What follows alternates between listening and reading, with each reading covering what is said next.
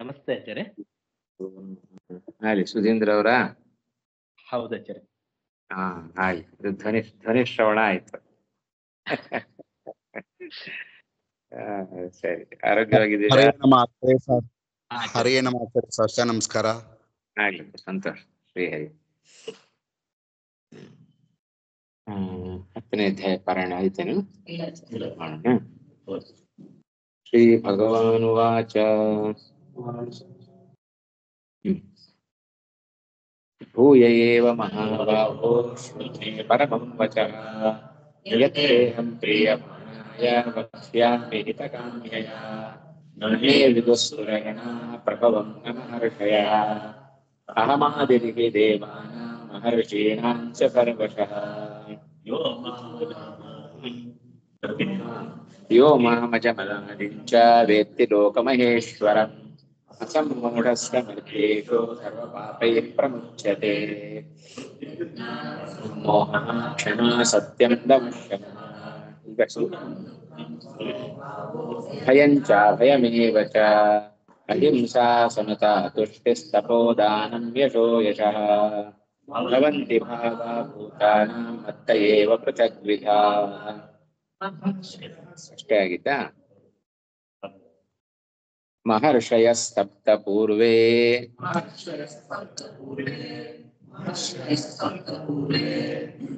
ಚತ್ವಾರೋ ಮನವಸ್ತಥಾ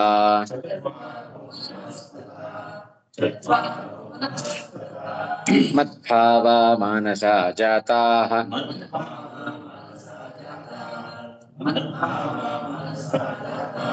ಯೇಷಾಂ ಲೋಕ ಇಮಾಃ ಪ್ರಜಾಃ.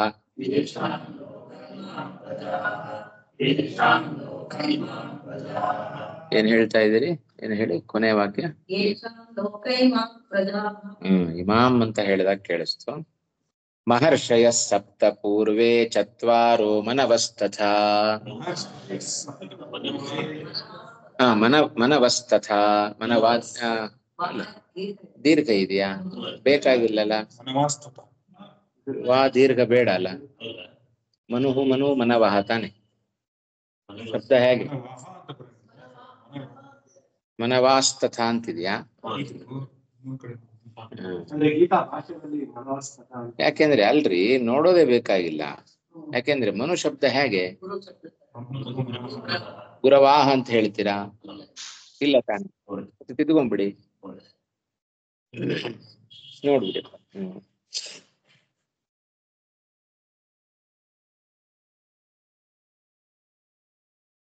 ಸಿಕ್ತಾ? ಸರಿ. ಮದ್ಭಾವ ಮಾನಸಾ ಜಾತಾ ಯೇಷಾಂ ಲೋಕ ಇಮಾಃ ಪ್ರಜಾಃ.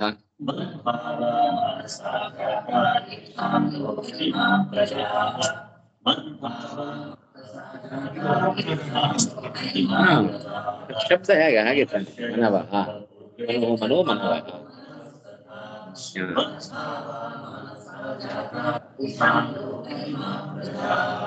ಮಹರ್ಷಯ ಸಪ್ತ ಆಯ್ತಲ್ಲ. ಮಹರ್ಷಯ ಸಪ್ತ ಪೂರ್ವೇ ಚತ್ವಾರಃ ಮನವಃ ತಥಾ ಮದ್ಭಾವಾಃ ಮಾನಸಾಃ ಜಾತಾಃ ಯೇಷಾಂ ಲೋಕೆ ಇಮಾಃ ಪ್ರಜಾಃ.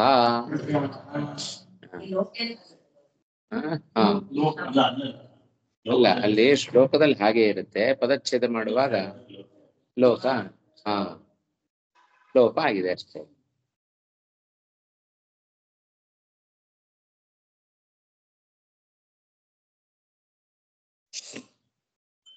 ಸರಿ ಹೋಯ್ತಾ?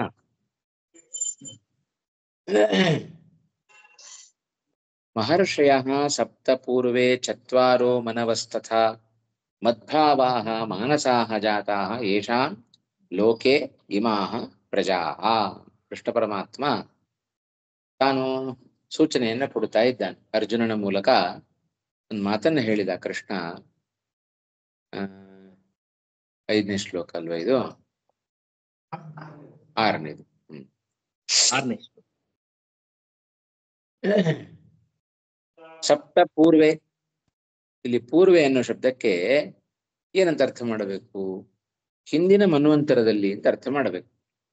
ಹಿಂದಿನ ಮನ್ವಂತರದಲ್ಲಿ ಸಪ್ತ ಮಹರ್ಷಯ, ಸಪ್ತ ಋಷಿಗಳು ಅಂತ ಬಹಳ ಪ್ರಸಿದ್ಧ ಅಲ್ವಾ? ಸಪ್ತ ಋಷಿಗಳು ಜೊತೆಗೆ ಚತ್ವಾರಃ ಮನವಃ, 4 ಜನ ಮನುಗಳು. ಆಯ್ತಾ? ಒಟ್ಟು ಎಷ್ಟು ಜನ? 14 ಮನುಗಳು. ಅದರಲ್ಲಿ ಪ್ರಾರಂಭದ 4 ಮನುಗಳು.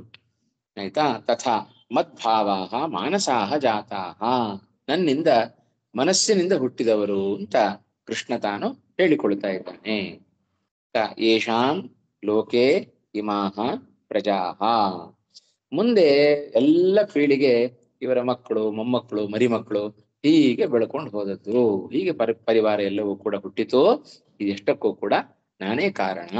ಹಿಂದಿನ ದಿವಸ ನಾವು ಕೇಳಿದ್ದೇನೆ, ನಿನ್ನೆ ದಿವಸದಲ್ಲಿ ಎಲ್ಲದಕ್ಕೂ ಬೀಜಪ್ರದ ನಾನೇ ಆಗಿದ್ದೇನೆ ಅಂತ ಹೇಳ್ಕೊಂಡಿದ್ದಾನೆ. ಹೌದಾ?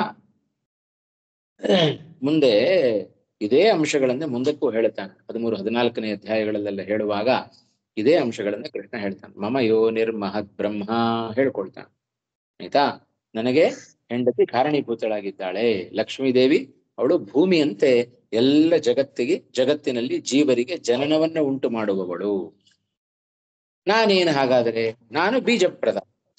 ತಸ್ಮಿನ್ ಗರ್ಭಂ ದಧಾಮ್ಯಹಂ, ಆ ಚಿತ್ ಪ್ರಕೃತಿಯಲ್ಲಿ ನಾನು ನನ್ನ ಉದರದ ಒಳಗಿರುವ ಸಮಸ್ತ ಜೀವ ಸಮುದಾಯವನ್ನ ರೇತೋ ರೂಪದಲ್ಲಿ ನಾನು ಆ ಪ್ರಕೃತಿಯ ಗರ್ಭದಲ್ಲಿ ನಾನು ಇಡ್ತೇನೆ. ಅವಳು ಭೂಮಿಯಂತೆ ಲಕ್ಷ್ಮೀದೇವಿ ಜೀವರ ಜನನಕ್ಕೆ ಕಾರಣಳಾಗಿದ್ದಾಳೆ. ಹೀಗೆ ಚಿತ್ ಪ್ರಕೃತಿ ಮತ್ತು ಭಗವಂತ ಇವರಿಬ್ಬರ ಸಂಯೋಗದಿಂದ ಜಗತ್ತಿನಲ್ಲಿ ಜೀವರಾಶಿಗಳು ಉತ್ಪತ್ತಿ ಆಗ್ತವೆ. ಇದು ಕ್ರಮ. ಇದೆಲ್ಲ ಮುಂದೆ 13-14ನೇ ಅಧ್ಯಾಯಗಳಲ್ಲೆಲ್ಲ ಉಲ್ಲೇಖ ಮಾಡುತ್ತಾನೆ ಕೃಷ್ಣ ಪರಮಾತ್ಮ. ಅದರಿಂದ ಬ್ರಹ್ಮಾದಿ ದೇವತೆಗಳು ಎಲ್ಲರೂ ಕೂಡ ಅದು ನನ್ನಿಂದಲೇ ಜನ್ಮವನ್ನು ತಾಳ್ತಕ್ಕಂಥವರು. ಕೇವಲ ಬುದ್ಧಿಯಾದಿಗಳು ಮಾತ್ರ ಅಲ್ಲ, ಭೂತಗಳೂ ಕೂಡ. ಭೂತಗಳಿಗೆ ಬುದ್ಧಿ ಮೊದಲಾದವುಗಳು ಅದು ನನ್ನಿಂದ ಹುಟ್ಟುತ್ತಾವೆ ಅಂತ ಹಿಂದಿನ ಶ್ಲೋಕದಲ್ಲಿ ಹೇಳಿದ್ದು. ಅವುಗಳು ಮಾತ್ರ ಅಲ್ಲ, ಭೂತಗಳು ನನ್ನಿಂದಲೇ ಸೃಷ್ಟವಾಗ್ತವೆ ಅನ್ನೋ ಅಂಶವನ್ನ ಮುಂದಿನ ಶ್ಲೋಕದಲ್ಲಿ ಕೃಷ್ಣ ಪರಮಾತ್ಮ ತಾನು ಉಲ್ಲೇಖವನ್ನ ಮಾಡ್ತಾ ಇದ್ದಾನೆ. ಹಿಂದಿನ ಶ್ಲೋಕದಲ್ಲಿ ಹೇಳಬೇಕಾದ್ರೆ ಭವಂತಿ ಭಾವಾಹ, ಇವೆಲ್ಲ ಜೀವರಾಶಿಗಳ ಧರ್ಮಗಳು ಮತ್ತಃ ಏವ ಭವಂತಿ ಅಂತ ಹೇಳಿದ. ಕೇವಲ ಧರ್ಮಗಳು ಮಾತ್ರ ಅಲ್ಲಪ್ಪ, ಭೂತಗಳೂ ಕೂಡ ನನ್ನಿಂದಲೇ ಸೃಷ್ಟಿಯಾಗ್ತಕ್ಕಂಥದ್ದು ಅನ್ನುವ ಅಂಶವನ್ನ ಈ ಶ್ಲೋಕದಲ್ಲಿ ಕೃಷ್ಣ ಪರಮಾತ್ಮ ತಿಳಿಸ್ತಾ ಇದ್ದಾನೆ. ಅದರ ವಿವರಣೆಯನ್ನ ನಾವು ನೋಡೋದಾದರೆ ಅದನ್ನೇ ಪೀಠಿಕೆಯಲ್ಲಿ ಹೇಳುತ್ತಾರೆ ರಾಯರು ಹೇಳುವಾಗ, ನ ಕೇವಲಂ ಭೂತಾನಾಂ ಬುದ್ಧ್ಯಾದಿ ಧರ್ಮಾಣ ಮತ್ತಃ ಭವಂತಿ. ಅಲ್ವಾ? ಸ್ಪಷ್ಟವಾಗಿ ಅರ್ಥ ಆಗತ್ತೆ ತಾನೆ ಸುಧೀಂದ್ರ ಅವರು? ಅರ್ಥ ಆಗ್ತಾ ಇದೆಯಾ? ನ ಕೇವಲಂ ಭೂತಾನಾಂ ಬುದ್ಧ್ಯಾದಿ ಧರ್ಮಾಹ ಮತ್ತಃ ನ ಭವಂತಿ. ಆಯ್ತಾ? ಬುದ್ಧ್ಯಾದಿ ಧರ್ಮಾಹ ಕೇವಲಂ ಬುದ್ಧ್ಯಾದಿ ಧರ್ಮಾಹ ಮತ್ತಃ ನ ಭವಂತಿ ಕಿಂತು ಭೂತಾನ್ಯಪಿ. ಹೌದಾ? ಹಾ, ಮತ್ತ ಏವ ಭವಂತಿ ಇತ್ಯಾಹ. ಅವುಗಳು ಕೂಡ ಲೋಕದಲ್ಲಿ ಭೂತಗಳು ಕೂಡ ಮತ್ತ ಏವ ನನ್ನಿಂದಲೇ ಹುಟ್ಟುತ್ತಾವೆ. ಮತ್ಸಕಾಶಾದೇವ ಭವಂತಿ ಜಾಯಂತೆ ಇತ್ಯಾಹ ಮಹರ್ಷಯ ಇತಿ. ಹೌದು, ಎರಡೂ ಕೂಡ ನನ್ನಿಂದಲೇ ಸೃಷ್ಟಿ ಆಗ್ತಕ್ಕಂಥದ್ದು. ಅದಕ್ಕೆ ಬೀಜದ ಯಾವ್ದು ಕಾರ್ಯ ಇಲ್ವಲ್ಲ ಆಚಾರ್ಯ? ಅವಾಗ ದೇವರದ್ದು ಹೇಗೆ? ಏನಂದ್ರಿ?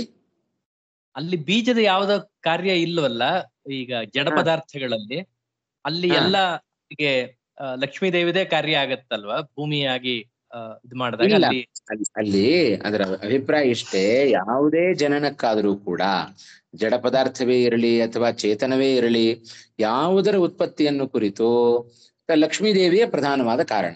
ಯಾಕೆಂದ್ರೆ ಪ್ರಕೃತಿಯಿಂದಲೇ ಎಲ್ಲವೂ ಹುಟ್ಟೋದಾದ್ರಿಂದ ಜಡ ಪ್ರಕೃತಿಗೂ ಅಭಿಮಾನಿ ಆಗಿರತಕ್ಕಂಥವಳು ಲಕ್ಷ್ಮೀದೇವಿ. ಅವಳನ್ನು ನಾವು ಚಿತ್ ಪ್ರಕೃತಿ ಅಂತ ಕರಿತೇವೆ.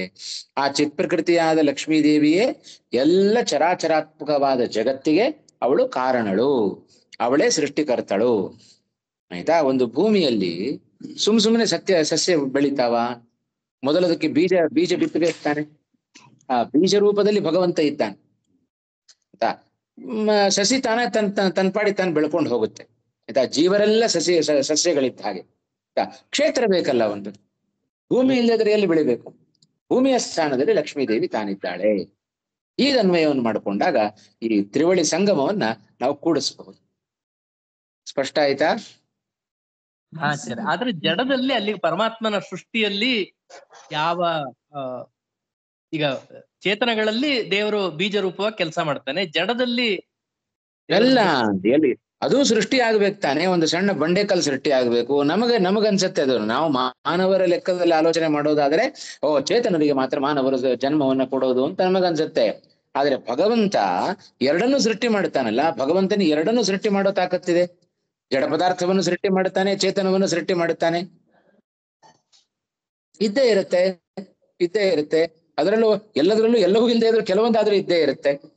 ಆಯ್ತಾ? ಎಲ್ಲವೂ ಪೃಥ್ವಿಯಲ್ಲಿ ಸೇರುತ್ತಾದ್ರಿಂದ ಯಾವ್ದು ಗಂಧ ಉಳ್ಳತ್ತೋ ಅವೆಲ್ಲವೂ ಪೃಥ್ವಿಯಲ್ಲಿ ಸೇರ್ಕೊಳ್ಳುತ್ತೆ. ಏನಿಲ್ಲದೆ ಹೋದ್ರು ಗಂಧ ಆಗ್ಲಿ ಅಥವಾ ನೀರಿನ ಅಂಶ ಆಗ್ಲಿ ಅಥವಾ ವಾಯುವಿನ ಅಂಶ ಆಗ್ಲಿ ಕೆಲವೊಂದರಲ್ಲಿ ಎಲ್ಲ ಇರುತ್ತೆ. ನಮ್ಮಲ್ಲಿ ಪಂಚಭೂತಗಳು ಉಂಟು. ಕೆಲವೊಂದು ಜಡ ಪದಾರ್ಥಗಳಲ್ಲಿ ಕೆಲವೊಂದು ಅಂಶಗಳು ಮಾತ್ರ ಇದ್ದಾವೆ. ಹೀಗೆ ಜಡ ಪದಾರ್ಥಗಳ ಸೃಷ್ಟಿಗಾಗಲಿ ಅಥವಾ ಚೇತನ ಸೃಷ್ಟಿಗಾಗಲಿ ಭಗವಂತನೇ ಪ್ರಧಾನವಾದ ಕಾರಣ.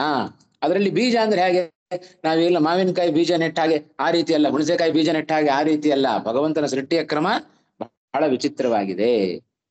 ಆಯ್ತಾ? ಬೀಜಭೂತ ಅಂದ್ರೆ ಕಾರಣೀಭೂತ ಅಂತ ಅರ್ಥ. ಪ್ರಧಾನ ಕಾರಣ ಭಗವಂತ, ಅವನಿಂದಲೇ ಎಲ್ಲವೂ ಸೃಷ್ಟಿ ಆಗೋದು. ಅದು ಯಾವ್ಯಾವ ಪದಾರ್ಥಗಳನ್ನು ಹೇಗೆ ಸೃಷ್ಟಿ ಮಾಡಬೇಕು ಅಂತ ಅವನ ಇಚ್ಛೆ ಇದೆಯೋ, ಕ್ರಮ ಇದೆಯೋ, ಆ ಕ್ರಮದಲ್ಲಿ ಭಗವಂತ ತಾನು ಸೃಷ್ಟಿಯನ್ನ ಮಾಡ್ಕೊಂಡು ಹೋಗ್ತಾನೆ. ಸೃಷ್ಟಿಗೆ ಒಂದು ಕ್ಷೇತ್ರ ಬೇಕು. ಕ್ಷೇತ್ರದ ಸ್ಥಾನದಲ್ಲಿ ಲಕ್ಷ್ಮೀದೇವಿ, ಬೀಜ ಬೇಕು. ಆ ಸಸಿ ಒಂದು ಉಂಟಾಗಬೇಕು ಅಂತಾದ್ರೆ ಭೂಮಿಯ ರೂಪದಲ್ಲಿ ಭೂಸ್ಥಾನದಲ್ಲಿ ಲಕ್ಷ್ಮೀದೇವಿ ತಾನಿದ್ದಾಳೆ. ಈಗ ಅದರ ಅರ್ಥ ಅನುಸಂಧಾನವನ್ನು ಮಾಡಿಕೊಳ್ಬೇಕು ಅಂತ ಇದರ ಅಭಿಪ್ರಾಯ. ಅಲ್ಲಿ ಸ್ವಭಾವನು ಬೀಜ ಅಂತ ಅನ್ಕೋಬಹುದಲ್ವಾ ಆಚಾರ್ಯ? ಹೌದು, ಅದು ಕಾರಣವೇ. ಅದು ಕಾರಣ. ಅದೆಲ್ಲ ಬೇಕಾದಷ್ಟು ಕಾರಣ. ಒಂದು ಘಟ ಉತ್ಪತ್ತಿ ಆಗಬೇಕು ಅಂತಾದ್ರೆ ಒಂದೇ ಕಾರಣ ಅಲ್ವಲ್ಲ. ಆಯ್ತಾ? ಅದಕ್ಕೆ ಕುಲಾಲ ಬೇಕು, ಆಮೇಲೆ ಮಣ್ಣು ಬೇಕು, ಚಕ್ರ ಬೇಕು, ಎಲ್ಲವೂ ಬೇಕು, ಅನೇಕ ನೀರು ಬೇಕು, ಎಲ್ಲವೂ ಕಾರಣಗಳೇ. ಆಯ್ತಾ? ಒಂದೊಂದು ಕಾರಣದಲ್ಲಿಯೂ ಕೂಡ ಒಂದೊಂದು ಹೆಚ್ಚೆಚ್ಚು ವ್ಯತ್ಯಾಸಗಳೆಲ್ಲ ಇದ್ದಾವೆ. ಅಸಾಧಾರಣ. ಹೌದು, ಅಲ್ಲ ಅದೊಂದೇ ಅಲ್ಲ, ಬೇಕಾದದ್ರಲ್ಲಿ ವರ್ಣ ಇದೆ, ಗಂಧ ಇದೆ, ಬೇಕಾದಷ್ಟು ಬೇರೆ ಬೇರೆ ಧರ್ಮಗಳು ಇದ್ದಾವೆ. ಎಲ್ಲ ಧರ್ಮಗಳಿಗೂ ಧರ್ಮಿ ಘಟ. ಹಾಗೆ ನ ಕೇವಲ ಆಯ್ತಲ್ವಾ? ಮರೀಚ್ಯತ್ರಿ ರಂಗಿರಸವು ಮೋಕ್ಷ ಧರ್ಮದ ಒಂದು ವಚನವನ್ನ ಇಲ್ಲಿ ರಾಯರು ಉಲ್ಲೇಖ ಮಾಡ್ತಾ ಇದ್ದಾರೆ. ಸಪ್ತರ್ಷಿಗಳು ಯಾರು ಅಂತ. ಮರೀಚಿ, ಅತ್ರಿ, ಅಂಗಿರಸ್, ಪುಲಸ್ತ್ಯ, ಪುಲಹ, ಕ್ರತು, ವಸಿಷ್ಠಶ್ಚ ಮಹಾತೇಜಾಹ ಪೂರ್ವೇ ಸಪ್ತರ್ಷಯ ಸ್ಮೃತಾಹ. ಹಿಂದಿನ ಕಲ್ಪದಲ್ಲಿ ಇವರು 7 ಜನ ಋಷಿಗಳು ಎಂಬುದಾಗಿ ಸ್ಮೃತಾಹ. ಯಾರು? ಇವರು ಪ್ರತಿ ಮನ್ವಂತರಕ್ಕೂ ಋಷಿಗಳು ಇರ್ತಾರೋ ಅಥವಾ ಏನು ಪ್ರತಿ ಕಲ್ಪ? ಅಲ್ಲ, ವ್ಯತ್ಯಾಸ ಆಗ್ತಾ ಇರ್ತಾರೆ. ಮನ್ವಂತರದ ಪ್ರತಿಯೊಂದು ಮನ್ವಂತರದಲ್ಲಿಯೂ, ಆಯ್ತಾ? ಪ್ರತಿಯೊಂದು ಮನ್ವಂತರದಲ್ಲಿಯೂ ಎಲ್ಲ ಇವರು ಬೇರೆ ಬೇರೆ ಬರ್ತಾ ಇರ್ತಾರೆ, ಹೋಗ್ತಾ ಇರ್ತಾರೆ. ಎಲ್ಲ ಆಗಮಪಾಯಿಗಳಿದ್ದ ಹಾಗೆ ಬೇರೆ ಬೇರೆ ಸ್ಥಾನ ಒಂದೇ. ಆ ಸ್ಥಾನಕ್ಕೆ ಬರುವ ವ್ಯಕ್ತಿಗಳು ಅನೇಕರಿರ್ತಾರೆ. ಹಾಗೆ ಒಂದೊಂದು ಮನ್ವಂತರದಲ್ಲಿ ಸಪ್ತಋಷಿಗಳು, ಸಪ್ತಋಷಿ ಅನ್ನುವ ಸ್ಥಾನ ಒಂದೇ, ವ್ಯಕ್ತಿಗಳು ಬೇರೆ ಬೇರೆಯವರಾಗ್ತಾ ಇರ್ತಾರೆ.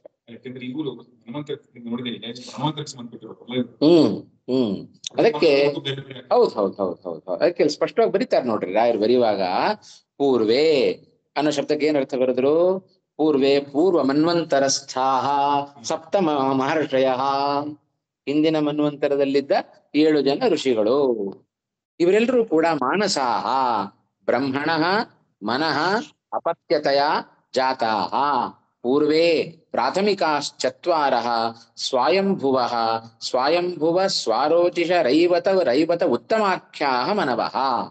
ಪೂರ್ವೆ ಅಂದ್ರೆ ಒಂದರ್ಥ ಇಟ್ಕೊಳ್ಳಿ, ಆಯ್ತಾ? ಪೂರ್ವೆ ಅಂದ್ರೆ ಪೂರ್ವ ಮನ್ವಂತರಸ್ಥಾಹ, ಹಿಂದಿನ ಮನ್ವಂತರದಲ್ಲಿರುವ ಸಪ್ತಋಷಿಗಳು. ಆಯ್ತಾ? ಆಮೇಲೆ ಇನ್ನೊಮ್ಮೆ ಅದಕ್ಕೆ ಪೂರ್ವೆ ಅನ್ನೋ ಶಬ್ದಕ್ಕೆ ಇನ್ನೊಂದು ರೀತಿ. ಆಯ್ತಾ? ಪೂರ್ವೇ ಪ್ರಾಥಮಿಕಾಹ ಚತ್ವಾರಃ. ಪೂರ್ವ ಅಂದ್ರೆ ಮೊದಲು ಅಂತಲೂ ಒಂದು ಅರ್ಥ ಇದೆ ಅಲ್ವಾ? ನೀನು ಪೂರ್ವದಲ್ಲಿ ಹೋಗು ಅಂದ್ರೆ ನೀನು ಮೊದಲು ಹೋಗು ಅಂತ ಅರ್ಥ. ಆಮೇಲೆ ನಿಮ್ಮಿಂದ ಉತ್ತರದಲ್ಲಿ ನಾವು ಬರ್ತೇವೆ ಅಂದ್ರೆ ನಿನ್ನ ಹಿಂದೆ ನಾವು ಬರ್ತೇವೆ ಅಂತ ಅರ್ಥ. ಪೂರ್ವೋತ್ತರಗಳಿಗೂ ಹೀಗೂ ಅರ್ಥವನ್ನ ಮಾಡಬಹುದು. ಆಯ್ತಾ? ಆದ್ರಿಂದ ಪ್ರಾಥಮಿಕಾಹ ಚತ್ವಾರಃ. ಯಾರವರು? ಮೊದಲ 4 ಜನ ಅಂದ್ರೆ ಮನ್ವಂತರಗಳ ಮನವಃ. ಮೊದಲ 4 ಮನುಗಳು ಯಾರು ಅಂದ್ರೆ ಸ್ವಯಂಭುವ, ಸ್ವಾರೋಚಿಷ, ರೈವತ, ಉತ್ತಮ. ಇವರೇ ಮೊದಲ 4 ಮನುಗಳು. ಇವರೆಲ್ಲ ಬ್ರಹ್ಮಣಃ ಮಾನಸಾಹ ಜಾತಾಹ. ಮಾನಸಾಹ ಬ್ರಹ್ಮದೇವರ ಮನಸ್ಸಿನಿಂದ ಇವರೆಲ್ಲ ಹುಟ್ಕೊಂಡಿರ್ತಕ್ಕಂಥವರು ಅಂತ ಹೇಳ್ತಾರೆ. ಅದೇ ಮುಂದಿನ ಹೇಳ್ತಾರೆ. ಮುಂದಿನ ಹೇಳ್ತಾರೆ. ಮಹರ್ಷಯ, ಈ ಮೂಲಕ ಅರ್ಥ ಆಯ್ತಾ? ಅರ್ಥ ಮಾಡ್ಕೊಳ್ರಿ. ಮಹರ್ಷಯ ಸಪ್ತ ಪೂರ್ವೇ ಅಲ್ವಾ? ಪೂರ್ವೇ ಪೂರ್ವ ಮನ್ವಂತರಸ್ಥಾ, ಹಿಂದಿನ ಮನ್ವಂತರದಲ್ಲಿ ಇರತಕ್ಕಂತಹ ಯಾರಿವರು? ಸಪ್ತರ್ಷಿಗಳು. ಮಾನಸಾಹ ಜಾತಾಹ, ಬ್ರಹ್ಮದೇವರ ಮನಸ್ಸಿನಿಂದ ಹುಟ್ಟಿದ್ದಾರೆ. ಅಲ್ಲಿ ಯಾರವರು ಸಪ್ತರ್ಷಿಗಳು? ಅದರ ಪಟ್ಟಿಯನ್ನು ಕೊಟ್ರು ಕೆಳಗಡೆ. ಆಯ್ತಾ? ತಥಾ, ಹಾಗೆ, ಲೋಕೆ, ಲೋಕದಲ್ಲಿ, ಇಮಾಹ ಪ್ರಜಾಹ, ಎಲ್ಲ ಇವರಿಂದ ಮುಂದೆ ಹುಟ್ಟಿದ್ದಾರಲ್ಲ ಸಂತಾನ, ಇಮಾಹ ಪ್ರಜಾಹ, ಎಲ್ಲ ಪುತ್ರರು ಪೌತ್ರರು, ಅವರ ಪ್ರಪೌತ್ರರು, ಹೀಗೆ. ಯೇಷಾಂ ಪ್ರಜಾಹ ವರ್ತಂತೆ ತೇ ಪೂರ್ವೇ ಚತ್ವಾರಃ ಮನವಃ. ಯಾರ್ಯಾರನ್ನ ನಾವು ಮುಂದೆ ಕಾಣ್ತೇವೆಯೋ ಇವರಿಗೆಲ್ಲ ಮೂಲ ಯಾರು? ಅವರೇ 4 ಜನ ಮನುಗಳು. ಪ್ರಾರಂಭದಲ್ಲಿ ಚತುರ್ಮುಖ ಬ್ರಹ್ಮದೇವರು ಸ್ವಯಂಭುವ ಮನುವನ್ನು ಸೃಷ್ಟಿ ಮಾಡಿದ ಅಲ್ವಾ? ಹಾಗೆ ಆ ಮನುವಿನ ಸ್ವಯಂಭುವ ಮನುವನ್ನು ಸೃಷ್ಟಿ ಮಾಡಿ ನಂತರದಲ್ಲಿ ಎಲ್ಲ ಮನುಗಳನ್ನು ಕೂಡ ಬ್ರಹ್ಮದೇವರು ತಾವು ಸೃಷ್ಟಿ ಮಾಡಿದರು. ಹಾಗೆ ಪೂರ್ವೆ ಪ್ರಾರಂಭದಲ್ಲಿ 4 ಜನ ಮನುಗಳನ್ನ ಸೃಷ್ಟಿ ಮಾಡಿದ ಇವರನ್ನೇ, ಈ 4 ಜನರನ್ನ. ಆದ್ರಿಂದ ಮದ್ಭಾವಾಹ ಮಹರ್ಷಯ ಮದ್ಭಾವಾಹ ಮಾನಸಾ ಜಾತಾಹ ಯೇಷಾಂ ಲೋಕೆ ಇಮಾಃ ಪ್ರಜಾಹ, ಇವರೆಲ್ಲರೂ ಕೂಡ ಮದ್ಭಾವಾಹ, ನನ್ನಿಂದಲೇ ಹುಟ್ಟಿರತಕ್ಕಂಥವರು ಅಂತ ಭಗವಂತ ಸ್ಪಷ್ಟವಾಗಿ ತಾನು ಹೇಳ್ಕೊಳ್ತಾ ಇದ್ದಾನೆ. ಹಾಗಾದರೆ ಪ್ರಜೆಗಳು ಮನುವಿಂದ ಹುಟ್ಟಿದವರು ನೋಡಿ, ನಿಮ್ ಪ್ರಶ್ನೆಗೆಲ್ಲ ಈ ಉತ್ತರ ಕೊಡ್ತಾರೆ ಇವಾಗ. ಆಯ್ತಾ? ಯಾಕೆ ಹೇಗೆ ಈ ಪ್ರಶ್ನೆ ರಾಯರು ಇದೆಲ್ಲ ಪ್ರಶ್ನೆ ಮಾಡ್ಕೊಂಡಿದ್ದಾರೆ ಇವಾಗ. ಆಯ್ತಾ? ನೋಡೋಣ. ಈ ಶ್ಲೋಕ ಪೂರ್ತಿ ಹಾಗಾಗಿ ನೋಡ್ರಿ, ಆಯ್ತಾ? ಇದು ಒಂದು ರೀತಿಯಾಗಿ ಇದಕ್ಕೆ ಅರ್ಥವನ್ನು ಮಾಡಿದರೆ ಆಚಾರ್ಯ ಮುಂದೆ ರಾಯರು ಅದಕ್ಕೆ ಶ್ರೀಮದ್ ಆಚಾರ್ಯರು ಕೊಟ್ಟ ಅನೇಕ ಎಲ್ಲಿ ಬೃಹತ್ ಭಾಷ್ಯದಲ್ಲಿ ಬೃಹದಾರಣ್ಯಕ ಉಪನಿಷತ್ತಿಗೆ ಭಾಷ್ಯವನ್ನು ಬರೆಯುವಾಗ ಶ್ರೀಮದ್ ಆಚಾರ್ಯರು ಒಂದಿಷ್ಟು ಮಾತುಗಳನ್ನು ಹೇಳಿದ್ರು ಇದಕ್ಕೆ ಸಂಬಂಧಪಟ್ಟ ಹಾಗೆ. ಅದಿಷ್ಟು ವಿಚಾರಗಳನ್ನ ಕೊಟ್ಟು ನಮಗೆ ಬರುವ ಎಲ್ಲ ಪ್ರಶ್ನೆಗಳಿಗೆ ಉತ್ತರವನ್ನು ಕೊಡ್ತಾ ಇದ್ದಾರೆ. ಆಯ್ತಾ? ಈ ಶ್ಲೋಕ ಪೂರ್ತಿ ನೋಡ್ರಿ, ಹಾಗೂ ಪ್ರಶ್ನೆ ಉಳಿದ್ರೆ ಕೇಳ್ರಿ. ಯದ್ವಾ ಮನು ಅವಬೋಧನೆ ಇತ್ಯತಃ ಉಪ್ರತ್ಯಯೇ. ಮನು ಶಬ್ದಕ್ಕೆ ಏನರ್ಥ? ಮನುಧಾತು. ಮನು ಉ, ಮನುಧಾತುವಿನ ಮೇಲೆ ಉ ಅಂತ ಪ್ರತ್ಯಯ ಬಂತು. ಪ್ರತ್ಯಯ ಬಂದು ಮನು ಅಂತ ರೂಪ ಆಯಿತು. ಬೋಧ ವೈಶೇಷ್ಯಾತ್ ಬ್ರಹ್ಮಾದ್ಯಾಹ ದೇವಾಹ ವಿಪ್ರ ಕ್ಷತ್ರಿಯ ವೈಶ್ಯ ಶೂದ್ರ ಭಾವೇನ ಚತುರ್ಧಾ ಸ್ಥಿತತ್ವಾತ್ ಚತ್ವಾರಃ ಅಲ್ವಾ? ಇಲ್ಲಿ ಇನ್ನೊಂದು ಅರ್ಥವನ್ನ ಕೊಡ್ತಾ ಇದ್ದಾರೆ. ಶ್ಲೋಕದಲ್ಲಿ ಏನ್ ಹೇಳಿದ್ರು? ಚತ್ವಾರಃ ಮನವಸ್ತಥಾ ಅನ್ನುವ ಮಾತನ್ನು ಹೇಳಿದ್ರು. ಚತ್ವಾರಃ ಮನವಸ್ತಥಾ ಅಂತ. ಅದಕ್ಕೆ ಇನ್ನೊಂದು ಅರ್ಥ ಕೊಡ್ತಾ ಇದ್ದಾರೆ. ಚತ್ವಾರಃ ಮನವಃ ಅಂತಂದ್ರು. ಮನು ಶಬ್ದಕ್ಕೆ ಏನರ್ಥ ಅಂದ್ರೆ ಮನಜ್ಞಾನೆ. ಆ ಮನಧಾತುವಿನ ಮೇಲೆ ಉಪ್ರತ್ಯಯ ಬಂದು ಮನು ಅಂತ ರೂಪ ಆಯ್ತು. ಬೋಧ ವೈಶೇಷ್ಯಾತ್, ವಿಶೇಷವಾದ ಜ್ಞಾನ ಇದೆ ಬ್ರಹ್ಮಾದಿ ದೇವತೆಗಳಿಗೆ. ಜ್ಞಾನದ ಅತಿಶಯದ ಕಾರಣದಿಂದ ಬ್ರಹ್ಮಾದಿ ದೇವತೆಗಳನ್ನ ಹೀಗೆ ಮನುಗಳು ಅಂತ ಕರೀತಾರೆ. ಬ್ರಹ್ಮಾದಿ ದೇವತೆಗಳು ಮನುಗಳು ಯಾಕೆ ಅಂದ್ರೆ ಅವರಲ್ಲಿ ವಿಶೇಷವಾದ ಜ್ಞಾನ ಇದೆ. ಜ್ಞಾನಾತಿಶಯತ್ವಾತ್ ಬ್ರಹ್ಮಾದಯ ಮನವಃ, ಬ್ರಹ್ಮಾದಿಗಳನ್ನ ಮನುಗಳು ಅಂತ ಕರೀತಾ ಇದ್ದಾರೆ. ಈ ದೇವತೆಗಳೆಲ್ಲ ಏನಾಗಿದ್ದಾರೆ? ಅವರೆಲ್ಲ ವಿಪ್ರ ಕ್ಷತ್ರಿಯ ವೈಶ್ಯ ಶೂದ್ರ ಭೇದೇನ ಚತುರ್ಧಾ ಸ್ಥಿತತ್ವಾತ್ ಚತ್ವಾರ. ಇವರು 4 ವಿಧವಾಗಿದ್ದಾರೆ. ಆಯ್ತಾ? ಬ್ರಹ್ಮಾದಿಗಳು. ಯಾಕೆ? ಇನ್ನೊಂದು ರೀತಿಯಾಗಿ ಅರ್ಥ ಮಾಡಬೇಕು. ಒಂದು ರೀತಿಯಾದ ಅರ್ಥವನ್ನ ಹಿಂದೆ ನಾವು ಕೇಳಿದ್ದೇವೆ. ಇದು ಸಂಪೂರ್ಣ ಭಿನ್ನವಾಗಿ ಈ ಶ್ಲೋಕಕ್ಕೆ ಇನ್ನೊಂದು ರೀತಿಯಾದ ಅರ್ಥವನ್ನ ರಾಯರು ತೋರಿಸ್ಕೊಡ್ತಾ ಇದ್ದಾರೆ. ಆಯ್ತಾ? ಚತುರ್ಧಾ ಸ್ಥಿತತ್ವಾತ್ ಚತ್ವಾರಃ. ಯಾರು? ಕೆ ತೇ ಮನವಃ, ಕೆ ಬ್ರಹ್ಮಾದಯ. ಬ್ರಹ್ಮಾದಿಗಳು ಮನುಗಳಾದದ್ದು ಹೇಗೆ ಅಂದ್ರೆ ಅದಕ್ಕೆ ಹೇಳಿದ್ದು ಮನಧಾತುವಿನ ಮೇಲೆ ಉಪ್ರತ್ಯಯ ಬಂದ್ರೆ ಏನಾಗುತ್ತೆ? ಜ್ಞಾನಾತಿಶಯ ಅಂತ ಅರ್ಥ ಸಿಗತ್ತೆ. ಹಾಗಾಗಿ ಇವರಲ್ಲಿ ವಿಶೇಷವಾದ ಜ್ಞಾನ ಇದೆ. ಆದ್ದರಿಂದ ಬ್ರಹ್ಮಾದಿಗಳು ಕೂಡ, ಬ್ರಹ್ಮಾದಿ ದೇವತೆಗಳು ಕೂಡ ಮನುಗಳು ಅಂತ ಕರೆಸ್ಕೊಳ್ತಾರೆ. ಇವರು ಚತ್ವಾರ 4 ಮಂದಿ ಇದ್ದಾರಂತೆ. 4 ಮಂದಿ ಅಂತ ಹೇಳಿದ್ರೆ ಬ್ರಾಹ್ಮಣ, ವೈಶ್ಯ, ಕ್ಷತ್ರಿಯ, ವೈಶ್ಯ, ಶೂದ್ರ ಎಂಬುದಾಗಿ 4 ವಿಭಾಗಗಳನ್ನ ಇದರಲ್ಲಿ ಮಾಡಬೇಕು. ಇದಕ್ಕೆ ಏನು ಪ್ರಮಾಣ? ದೇವತೆಗಳಲ್ಲಿ 4 ವರ್ಣಗಳು ಉಂಟು ಅನ್ನುವ ವಿಚಾರದಲ್ಲಿ ಏನ್ ಪ್ರಮಾಣ ಅಂದ್ರೆ ಶ್ರೀಮದಾಚಾರ್ಯರು ಬೃಹದಾರಣ್ಯಕ ಉಪನಿಷತ್ತಿಗೆ ಭಾಷ್ಯವನ್ನು ಬರೆಯುವಾಗ ಅಲ್ಲಿ ಇದಕ್ಕೆ ಅನೇಕ ಪ್ರಮಾಣಗಳನ್ನು ಕೊಡ್ತಾರೆ. ಅದನ್ನೇ ರಾಯರು ಇಲ್ಲಿ ಉಲ್ಲೇಖ ಮಾಡ್ತಾರೆ. ಆಯ್ತಾ? ಉಕ್ತಂ ಹಿ ಬೃಹತ್ ಭಾಷ್ಯೆ ಪ್ರಥಮಾಧ್ಯಾಯೇ ಚತುರ್ಥೆ ವ್ಯಾಕೃತ ಬ್ರಾಹ್ಮಣೇ. ಆ ಚತುರ್ಥೇ ವ್ಯಾಕೃತ ಬ್ರಾಹ್ಮಣೆ, ಅದೆಲ್ಲ ಬ್ರಾಹ್ಮಣ ಅಂತ ಒಂದೊಂದು ವಿಭಾಗಕ್ಕೆಲ್ಲ ಹೆಸರು ಕೊಡ್ತಾರೆ ಉಪನಿಷತ್ತುಗಳಲ್ಲಿ. ಆಯ್ತಾ? ಹಾಗಾಗಿ ಅಲ್ಲಿ ಮೊದಲನೇ ಅಧ್ಯಾಯದ 4ನೇ ಬ್ರಾಹ್ಮಣದಲ್ಲಿ ಈ ಅಂಶಗಳನ್ನ ಶ್ರೀಮದಾಚಾರ್ಯರಲ್ಲಿ ಉಲ್ಲೇಖವನ್ನು ಮಾಡಿದ್ದಾರೆ. ಏನು ಉಲ್ಲೇಖ ಮಾಡಿದ್ದಾರೆ ಅದನ್ನಷ್ಟು ರಾಯರಿಗೆ ಕೊಟ್ಟರು. ತಥಾ ಹೇಗೆ ಅಂತ ಹೇಳಿದ್ರೆ, ವಿಷ್ಣೋ ಬ್ರಾಹ್ಮಣ ಜಾತಿ ಸನ್ ಜಜ್ಞೆ ಬ್ರಹ್ಮ ಚತುರ್ಮುಖ ಇತೋಗ್ರೇ ಜಗತಸ್ತಸ್ಮಾತ್ ಕ್ಷತ್ರ ಜಾತಿರಜಾಯತ. ಮೊದಲು ಹುಟ್ಟಿದ್ಯಾರಪ್ಪ ಅಂತ ಹೇಳಿದ್ರೆ ಚತುರ್ಮುಖ ಬ್ರಹ್ಮದೇವ. ಅವರು ಆ ಚತುರ್ಮುಖ ಬ್ರಹ್ಮದೇವರ ಪಟ್ಟಿಯಲ್ಲಿ ಮೊದಲನೇದಾಗಿ ಬ್ರಹ್ಮದೇವರನ್ನ ಸೇರಿಸಿದ ಭಗವಂತ. ಆಯ್ತಾ? ವಿಷ್ಣೋ ಬ್ರಾಹ್ಮಣ ಜಾತಿ ಸನ್ ಬ್ರಹ್ಮ ಚತುರ್ಮುಖ ಜಜ್ಞೆ. ಬ್ರಾಹ್ಮಣ ಜಾತಿ ಉಳ್ಳವನಾಗಿ ಚತುರ್ಮುಖ ಬ್ರಹ್ಮದೇವರು ವಿಷ್ಣುವಿನಿಂದ ಹುಟ್ಟಿಕೊಂಡರು. ಆಯ್ತಾ? ಇಷ್ಟು ವರ್ಣಗಳಲ್ಲಿ ವಿಷ್ಣುವನ್ನ ಸೇರಿಸಬಾರದು, ಅವನು ವರ್ಣಬಾಹ್ಯ. ನಾವೆಲ್ಲ ಲೋಕದಲ್ಲಿ ಹೇಳೋದುಂಟು ಅಲ್ವೇನ್ರಿ, ಇವನು ವರ್ಣಬಾಹ್ಯ. ನಿಜವಾದ ವರ್ಣಬಾಹ್ಯ ಜಗತ್ತಿನಲ್ಲಿ ಭಗವಂತ ಮಾತ್ರ. ಹೇಳ್ಬಿಡ್ಬೋದು ಅವರಿಗೆ. ಈ ದೇವತೆಗಳಿಗೆ ಜಾತಿ ಇಲ್ಲ, ಜಾತಿ ಅಭಿಮಾನಿ ದೇವತೆ ಅಷ್ಟೇ ಉಂಟು. ಹೌದಾ? ಉಂಟು, ಜಾತಿ ಇಲ್ಲ ಇಲ್ಲಪ್ಪ, ಇದೆ. ಬ್ರಾಹ್ಮಣ, ಕ್ಷತ್ರಿಯ, ವೈಶ್ಯ ಅವರಲ್ಲೂ ಕೂಡ ಜಾತಿ ಇದೆ. ಆಯ್ತಾ? ಇಲ್ಲಿ ಸ್ಪಷ್ಟವಾಗಿ ಇಲ್ಲ ಇಲ್ಲ, ಅವರಲ್ಲೂ ಉಂಟು. ವಾಯುದೇವರು ಮೂಲತಃ ಕ್ಷತ್ರಿಯರು. ಅಭಿಮಾನಿ ದೇವತೆಗಳು ಹೌದೇನಾ? ನೋಡೋಣ, ಬೇಕಾದ್ರೆ ಅದನ್ನು ಒಂದ್ಸತಿ ನೋಡೋಣ. ಇಲ್ಲಂತೂ ಸ್ಪಷ್ಟವಾಗಿ ಹೇಳ್ತಾ ಇದ್ದಾರೆ ಅಲ್ಲ. ವಿಷ್ಣೋ ಬ್ರಾಹ್ಮಣ ಜಾತಿ ಸನ್ ಬ್ರಹ್ಮ ಚತುರ್ಮುಖ ಜಜ್ಞೆ. ಆಯ್ತಾ? ಚತುರ್ಮುಖ ಬ್ರಹ್ಮ ಜಜ್ಞೆ. ಇತಃ ಬ್ರಹ್ಮಣ ಸಕಾಶಾತ್. ಇತಃ ಅಂದ್ರೆ ಚತುರ್ಮುಖ ಬ್ರಹ್ಮದೇವರಿಂದ ಅಂತ, ಇವರಿಂದ. ತಸ್ಮಾತ್ ಇವರಿಂದ ಜಗತಃ ತಸ್ಮಾತ್ ಕ್ಷತ್ರ ಜಾತಿ ರಜಾಯತ. ವಾಯು ಸದಾ ಕ್ಷತ್ರಿಯ ಜಾತಿ ಹುಟ್ಟಿತು ಚತುರ್ಮುಖ ಬ್ರಹ್ಮದೇವರಿಂದ. ಆ ಜಾತಿಯಲ್ಲಿ ಯಾರ್ಯಾರು ಸೇರ್ಕೊಳ್ತಾರೆ ಅಂತ ಹೇಳಿದ್ರೆ, ವಾಯು ನೋಡ್ರಿ, ಸದಾಶಿವ, ಅನಂತಃ ಅಂದ್ರೆ ಶೇಷ, ಗರುಡ, ಶಕ್ರ ಏವಚ ದೇವೇಂದ್ರ, ಕಾಮಃ ವರುಣಶ್ಚೈವ ಸೋಮ ಸೂರ್ಯೋ ಯಮಸ್ತಥ ಏವಮಾದ್ಯ ಕ್ಷತ್ರಿಯಾಸ್ತು ದೇವತಾ ಬ್ರಹ್ಮ ನಿರ್ಮಿತಾಃ. ಇವರೇ ಮೊದಲಾದ ಕ್ಷತ್ರಿಯರು ಚತುರ್ಮುಖ ಬ್ರಹ್ಮದೇವರಿಂದ ನಿರ್ಮಿತಾಃ ಅಂತ. ಇವರೆಲ್ಲರೂ ಕೂಡ ಚತುರ್ಮುಖ ಬ್ರಹ್ಮದೇವರಿಂದ ಹುಟ್ಟುಕೊಂಡಿದ್ದಾರೆ ಅಂತ ಸ್ಪಷ್ಟವಾಗಿ ಇಲ್ಲಿ ಅದನ್ನ ಹೇಳಿಬಿಟ್ರು. ಇದು ಬೃಹದಾರಣ್ಯಕ ಭಾಷ್ಯದಲ್ಲಿ ಶ್ರೀಮದಾಚಾರ್ಯ ಹೇಳಿರತಕ್ಕಂಥ ಭಾಗ ಇದು. ಆದರೆ ಇಲ್ಲಿ ಹೇಳಬೇಕಾದ್ರೆ ಯಾರ್ಯಾರನ್ನು ತೆಗೆದುಕೊಂಡ್ರಲ್ಲಿ, ಆಯ್ತಾ? ಇಲ್ಲಿ ಹೇಳುವಾಗ ಇತಃ ಕ್ಷತ್ರ ವಾಯು. ಆಯ್ತಾ? ಎಷ್ಟು ಜನ ಒಟ್ಟು ಮರುತ್ತುಗಳು? ಎಷ್ಟು ಜನ ಅಲ್ವಾ? ಅದರಲ್ಲಿ ಒಂದು ವಾಯುವನ್ನು ಬಿಟ್ಟು ಬಿಡ್ರಿ, ಪ್ರಧಾನ ವಾಯುವನ್ನು ಬಿಟ್ಟು ಬಿಡಿ.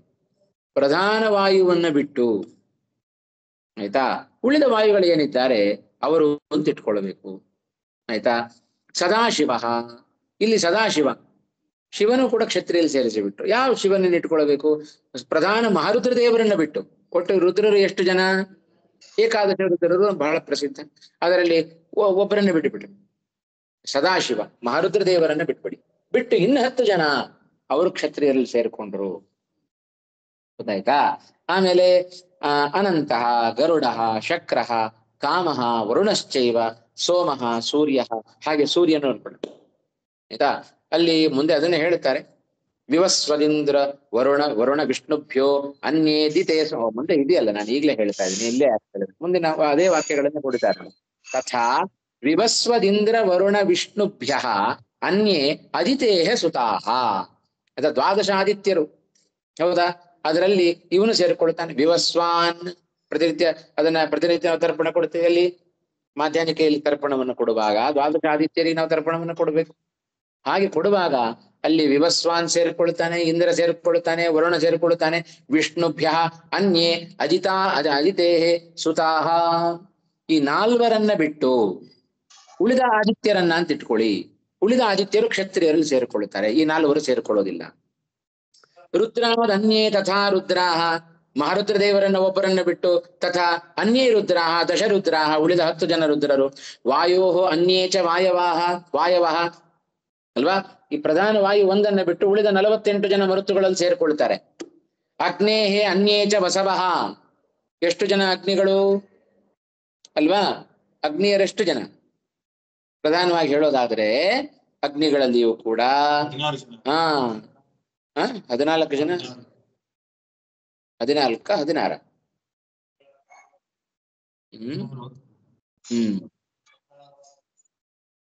8 ಜನ ಸರಿಯಾಯಿತು.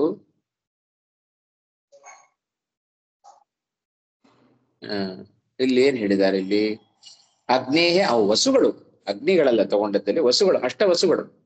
ಆ ಅಷ್ಟವಸುಗಳಲ್ಲಿ ಅಗ್ನಿಯು ಸೇರಿಕೊಳ್ತಾನೆ. ಅಗ್ನಿ ಒಬ್ಬನನ್ನ ಬಿಟ್ಟು ಉಳಿದ 7 ಜನ ವಸುಗಳು ತಿಟ್ಕೊಳ್ಳಿ ಅಲ್ವಾ? ಅಗ್ನೇಹೇ ಅನ್ಯೇ ವಸವಃ ವೈಶ್ಯಾಹ ಇತ್ಯೇವ ಕೀರ್ತಿತಾಹ. ಅಗ್ನಿ ಬಿಟ್ಟು ಉಳಿದ ಅಷ್ಟು ಜನ ವಸುಗಳು ಅವರೆಲ್ಲ ವೈಶ್ಯರು ಅಂತ ಕರೆಸಿಕೊಳ್ಳುತ್ತಾರೆ.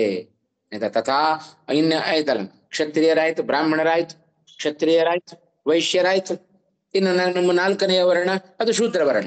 ಆಯ್ತಾ? ಅದರಲ್ಲಿ ಯಾರ್ಯಾರು ಸೇರ್ಕೊಳ್ಳುತ್ತೆ? ತಥಾ ಅಶ್ವಿನೌ ಪೃಥಿವೀ, ಭೂಮಿಗೆ ಅಭಿಮಾನಿ ದೇವತೆ, ಚ ಏವ ಕಾಲಾಹ ಮೃತ್ಯವ ಏವ ಚ ಶೂದ್ರ ದೇವಾ ಸಮುದ್ದಿಷ್ಟಾಹ ದೇವವರ್ಣ ಇತಿ ಸ್ಮೃತಾಹ ಇತಿ ಚ. ಇದು ಕೂಡ ಬೃಹತ್ ಭಾಷ್ಯದಲ್ಲಿಯೇ ಶ್ರೀಮದಾಚಾರ್ಯ ಉಲ್ಲೇಖವನ್ನು ಮಾಡಿದ್ದಾರೆ. ಹಾಗಾಗಿ ನಂತರ ಆಯ್ತಾ, ಯಾಕೆ ಅವರನ್ನ ವ್ಯತಿರಿಕ್ತರನ್ನಾಗಿ ಮಾಡಬೇಕು ಅಂತ ಹೇಳಿದರೆ, ಏಕಾದಶ ರುದ್ರರನ್ನು ಕೂಡ ವೈಶ್ಯರಲ್ಲೇ ಸೇರಿಸಿದಾರಲ್ಲ ಇವರು ಅಲ್ವಾ? ರುದ್ರಾದನ್ಯೇ ತಥಾ ರುದ್ರಾಹ, ಆಯ್ತಾ? ವಾಯೋ ಅನ್ಯೇ ಚ ವಾಯವಃ ವೈಶ್ಯಾಹ ಇತ್ಯೇವ ಪ್ರಕೀರ್ತಿತಾಹ ಅಂತ. ವಾಯುದೇವರು ವೈಶ್ಯರು, ರುದ್ರದೇವರು ವೈಶ್ಯರು ಅಂತ.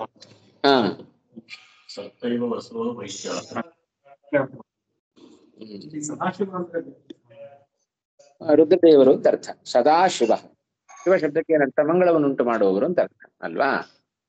ಹಾಗೆ ಇಲ್ಲಿಗೆ ರುದ್ರದೇವರು ಕ್ಷತ್ರಿಯರು, ಮಿಕ್ಕ ರುದ್ರರು ವೈಶ್ಯರು ಅಂತ. ಹೌದು. ಅದನ್ನ ಯಾಕೆ ಪ್ರತ್ಯೇಕ ಮಾಡಿದ್ದು? ಒಬ್ಬ ರುದ್ರದೇವರನ್ನು ಬಿಡಬೇಕು ಅಂತ ಹೇಳಿದಾರಲ್ಲ, ಯಾಕೆ ಹಾಗೆ ಅಂತ ಹೇಳಿದ್ರೆ, ಆ ಪ್ರಧಾನ ರುದ್ರ ಏನಿದ್ದಾರಲ್ಲ ಅವರು ಕ್ಷತ್ರಿಯರಲ್ಲಿ ಸೇರ್ಕೊಳ್ತಾರೆ. ಮೇಲ್ಗಡೆ ಹೇಳಿದ್ರು ನೋಡಿ, ತಥಾ ಅಂತ, ತಥಾ ಅನ್ನೋದಕ್ಕಿಂತ ಮೇಲ್ ಬಂತಲ್ಲ, ಅಲ್ಲಿ ರುದ್ರ ಅಂತ ಹೇಳಿದ್ರೆ ಪ್ರಧಾನ ರುದ್ರನ್ನು ಇಟ್ಕೊಳ್ಬೇಕು. ರುದ್ರ ಅಂದ್ರೆ ಏಕಾದಶ ರುದ್ರರು ಇದ್ದಾರಲ್ಲ ಅವರೆಲ್ಲ ಎಲ್ಲಿ ಅಂತ ಕೇಳಿದ್ರೆ, ಪ್ರಧಾನ ರುದ್ರ ಬಿಟ್ಟು ಉಳಿದವರೆಲ್ಲ ವೈಶ್ಯರಲ್ಲಿ ಸೇರ್ಕೊಳ್ತಾರೆ. ಪ್ರಧಾನ ರುದ್ರನನ್ನ ಯಾಕೆ ಬಿಟ್ಟದ್ದು ನಾವು ಅಂತ ಹೇಳಿದ್ರೆ, ಪ್ರಧಾನ ರುದ್ರ ಕ್ಷತ್ರಿಯ ಜಾತಿಯಲ್ಲಿ ಸೇರ್ಕೊಳ್ತಾರೆ, ಆದ್ರಿಂದ ನಾವು ಬಿಟ್ಟೆವು. ಆಯ್ತಾ? ಇಷ್ಟಂಶವನ್ನಲ್ಲಿ ಸ್ಪಷ್ಟ ಮಾಡಿಕೊಳ್ಬೇಕು. ರುದ್ರಾದನ್ಯೇ ರುದ್ರಾಹ, ಆಯ್ತಾ? ತಥಾ ನಾಮ ವೈಶ್ಯಾಹ ಇತ್ಯರ್ಥ. ಹಾಗಾದ್ರೆ ಏಕಾದಶ ರುದ್ರರಲ್ಲಿ 10 ಜನ ವೈಶ್ಯರು ಅಂತ ಆಯ್ತು. ಮಹಾರುದ್ರ ದೇವರು ಮಾತ್ರ ಕ್ಷತ್ರಿಯರು ಅಂತ ಆಯ್ತು. ಆಯ್ತಾ? ತಥಾ ಅಶ್ವಿನೌ ಪೃಥಿವೀ ಚೈವ ಕಾಲ ಮೃತ್ಯವಃ ಏವ ಚ ಶೂದ್ರ ದೇವಾಃ ಸಮುದ್ದಿಷ್ಟಾಃ ದೇವವರ್ಣ ಇತಿ ಸ್ಮೃತಾಃ. ಇವೆಲ್ಲ ದೇವತೆಗಳ ವರ್ಣಗಳು ಎಂಬುದಾಗಿ ಶ್ರೀಮದಾಚಾರ್ಯರು ಬೃಹತ್ ಭಾಷ್ಯದಲ್ಲಿ ಉದಾಹರಣೆಯನ್ನು ನಮಗೆ ಕೊಟ್ಟಿದ್ದಾರೆ. ಇಷ್ಟರ ವಿವರಣೆಯನ್ನ ಕೆಳಗಡೆ ವಿವೃತಿಯಲ್ಲಿ ರಾಯರು ಬರೀತಾರೆ. ಈ ವಾಯುದೇವರು ಮುಖ್ಯವಾಗಿ ದೇವರು ಪ್ರಾಣದೇವರು. ಈ 49 ಮರುತ್ವದಿಂದ ಸೇರ್ತಾರೋ ಇಲ್ಲ? ಅಲ್ಲ, ಅದೇ 48 ಜನ ಒಟ್ಟು ಮರುತ್ತುಗಳು. ಇವರನ್ನು ಸೇರಿಸಿದ್ರೆ 49.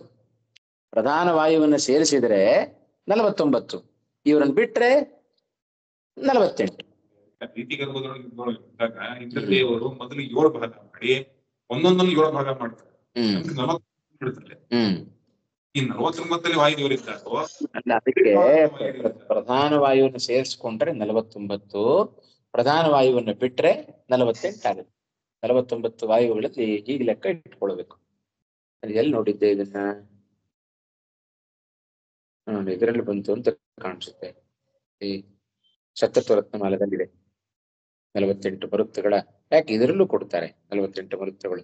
ಮಾಯವಾದ ಖಂಡನ ಟೀಕೆಯಲ್ಲಿ ಬರೆಯುವಾಗ ಪ್ರಾಯಃ ಶ್ರೀನಿವಾಸ ತೀರ್ಥರ ವ್ಯಾಖ್ಯಾನದಲ್ಲಿದೆ, ಅಲ್ಲೂ ನೋಡಬಹುದು. ನಾನು ನೋಡಿ ಹೇಳ್ತೇನೆ.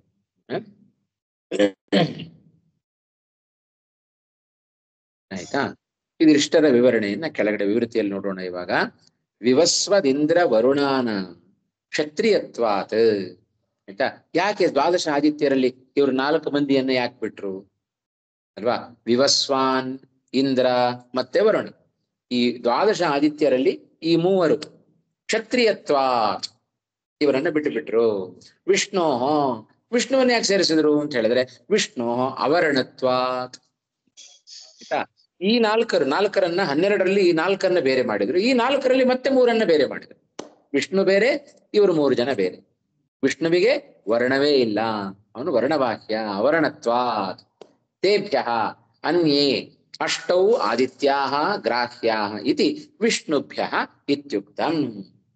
ಆಯ್ತಾ? ಇಲ್ಲಿ ಮೂಲದಲ್ಲಿ ಹೇಳ್ಬೇಕಾದ್ರೆ ನೋಡ್ರಿ, ವಿವಸ್ವದಿಂದ್ರ ವರುಣ ವಿಷ್ಣುಭ್ಯ ಅಂತಂದ್ರು. ಆಯ್ತಾ? ಹಾಗೆ ವಿಷ್ಣುವಿನಿಗಿಂತ ಇವರು 3 ಜನನ್ನ ಬೇರೆ ಅಂತ ಇಟ್ಕೊಳ್ಬೇಕು. ಆಯ್ತಾ? ಅಗ್ನೇಹೇ, ಇನ್ನು ಅಗ್ನಿ ವಸುಗಳಲ್ಲಿ, ಅಷ್ಟವಸುಗಳಲ್ಲಿ ಅಗ್ನಿಯನ್ನು ಬಿಟ್ಟು ಉಳಿದ 8 ಜನ ಅಂತ, ಉಳಿದ 7 ಜನ ಅಂತ ಹೇಳಿದ್ರು. ಯಾಕೆ ಅಗ್ನಿಯನ್ನು ಬಿಡ್ತೀರಿ ಅಂತ ಹೇಳಿದ್ರೆ ಅಗ್ನೇಹೇ ಬ್ರಾಹ್ಮಣತ್ವಾತ್ ಅಗ್ನೇಹೇ ಅನ್ಯ ಇತ್ಯುಕ್ತಂ. ಆಯ್ತಾ? ಅಗ್ನಿಯನ್ನು ನಾವು ಯಾಕೆ ಬಿಟ್ಟದ್ದು ಅಂತ ಹೇಳಿದ್ರೆ ಉಳಿದ 7 ಜನ ವಸುಗಳು ವೈಶ್ಯರು, ಅಗ್ನಿಯನ್ನ ಬಿಟ್ಟು. ಅಗ್ನಿಯನ್ನ ಯಾಕೆ ಬಿಡ್ಬೇಕು ನಾವು ಅಂತ ಹೇಳಿದ್ರೆ ಅಗ್ನಿ ಅವ ಬ್ರಾಹ್ಮಣನಾಗಿದ್ದಾನೆ, ಅದರಿಂದ ಅವನನ್ನ ಬಿಟ್ಟು ಉಳಿದ 7 ಜನ ವಸುಗಳು ಅವರು ವೈಶ್ಯರಲ್ಲಿ ಸೇರಿಕೊಳ್ತಾರೆ. ಅದರಿಂದ ಏನ್ ಹೇಳಿದಾಗಾಯ್ತು, ಸಪ್ತೈವ ವಸವಃ ವೈಶ್ಯಾಹ. ಅಷ್ಟವಸುಗಳಲ್ಲಿ 7 ಜನ ಮಾತ್ರ ವೈಶ್ಯರು, ಉಳಿದ ಪ್ರಧಾನ ಅಗ್ನಿ ಇದ್ದಾನಲ್ಲ ಅವನು ಬ್ರಾಹ್ಮಣನಾದ್ದರಿಂದ ಅವರನ್ನು ಸೇರಿಸ್ಲಿಕ್ಕಿಲ್ಲ. ಸದಾಶಿವಸ್ಯ ಕ್ಷತ್ರಿಯತ್ವಾತ್ ರುದ್ರಾದನ್ಯೇ ಇತ್ಯುಕ್ತಂ. ಏಕಾದಶ ರುದ್ರರಲ್ಲಿ ಪ್ರಧಾನ ಸದಾಶಿವ ಇದ್ದಾನಲ್ಲ, ಪ್ರಧಾನ ರುದ್ರ ಅವ ಕ್ಷತ್ರಿಯನಾದ್ದರಿಂದ ಆ ಒಬ್ಬ ರುದ್ರನನ್ನು ಬಿಟ್ಟು ಉಳಿದ 10 ಮಂದಿ ಅಂತ ಹೇಳಿದ ಉದ್ದೇಶ. ದಶೈವ ರುದ್ರಾಹ ವೈಶ್ಯಾಹ ಇತ್ಯರ್ಥ. ಆ ಏಕಾದಶ ರುದ್ರರಲ್ಲಿ ಒಬ್ಬ ಮಾತ್ರ ಕ್ಷತ್ರಿಯ, ಉಳಿದ 10 ಮಂದಿ ವೈಶ್ಯರ ಪಟ್ಟಿಯಲ್ಲಿ ಸೇರ್ಕೊಂಡ್ಬಿಡ್ತಾರೆ. ಮದ್ಭಾವಾಹ, ಇವರೆಲ್ಲರೂ ಕೂಡ ಮದ್ಭಾವಾಹ. ಮತ್ತಃ ಭಾವಃ ನಾಮ ಜನ್ಮ ಏಷಾಂತೆ ಮದ್ಭಾವಾಹ, ಇವರೆಲ್ಲರೂ ಮದ್ಭಾವರು. ಯಾಕೆ? ಮತ್ತ ಸಕಾಶಾತ್ ಭಾವಾಹ, ಇವರೆಲ್ಲರೂ ನನ್ನಿಂದ ಜನ್ಮವನ್ನು ಪಡ್ಕೊಂಡಿದ್ದಾರೆ. ಆದ್ರಿಂದ ಇವರೆಲ್ಲರೂ ಕೂಡ ಮದ್ಭಾವಾಹ. ಏಷಾಂತೆ ಮದ್ಭಾವಾಹ ನಾಮ ಮತ್ತಃ ಏವ ಉತ್ಪತ್ತಿಮಂತಹ ಇತ್ಯರ್ಥ. ಮದ್ಭಾವ ಅಂದ್ರೆ ನನ್ನಿಂದ ಹುಟ್ಟಿದವರು ಅಂತ ಅರ್ಥ. ಲೋಕೆ ಇಮಾಹ ಪ್ರಜಾಹ ಯೇಷಾಂ ಪ್ರಾಗುಕ್ತ ಮನೂನಾಂ ಪುತ್ರ ಪೌತ್ರಾದಿರೂಪೇಣ ವರ್ತಂತೆ ತೇ ಮದ್ಭಾವಾಹ ಇತ್ಯನ್ವಯಃ. ಹೇಗಾದರೆ ಈ ಅರ್ಥವನ್ನು ಇಟ್ಟುಕೊಂಡಾಗ ನಾವು ಹೇಗೆ ಅನ್ವಯವನ್ನು ಮಾಡಬೇಕು?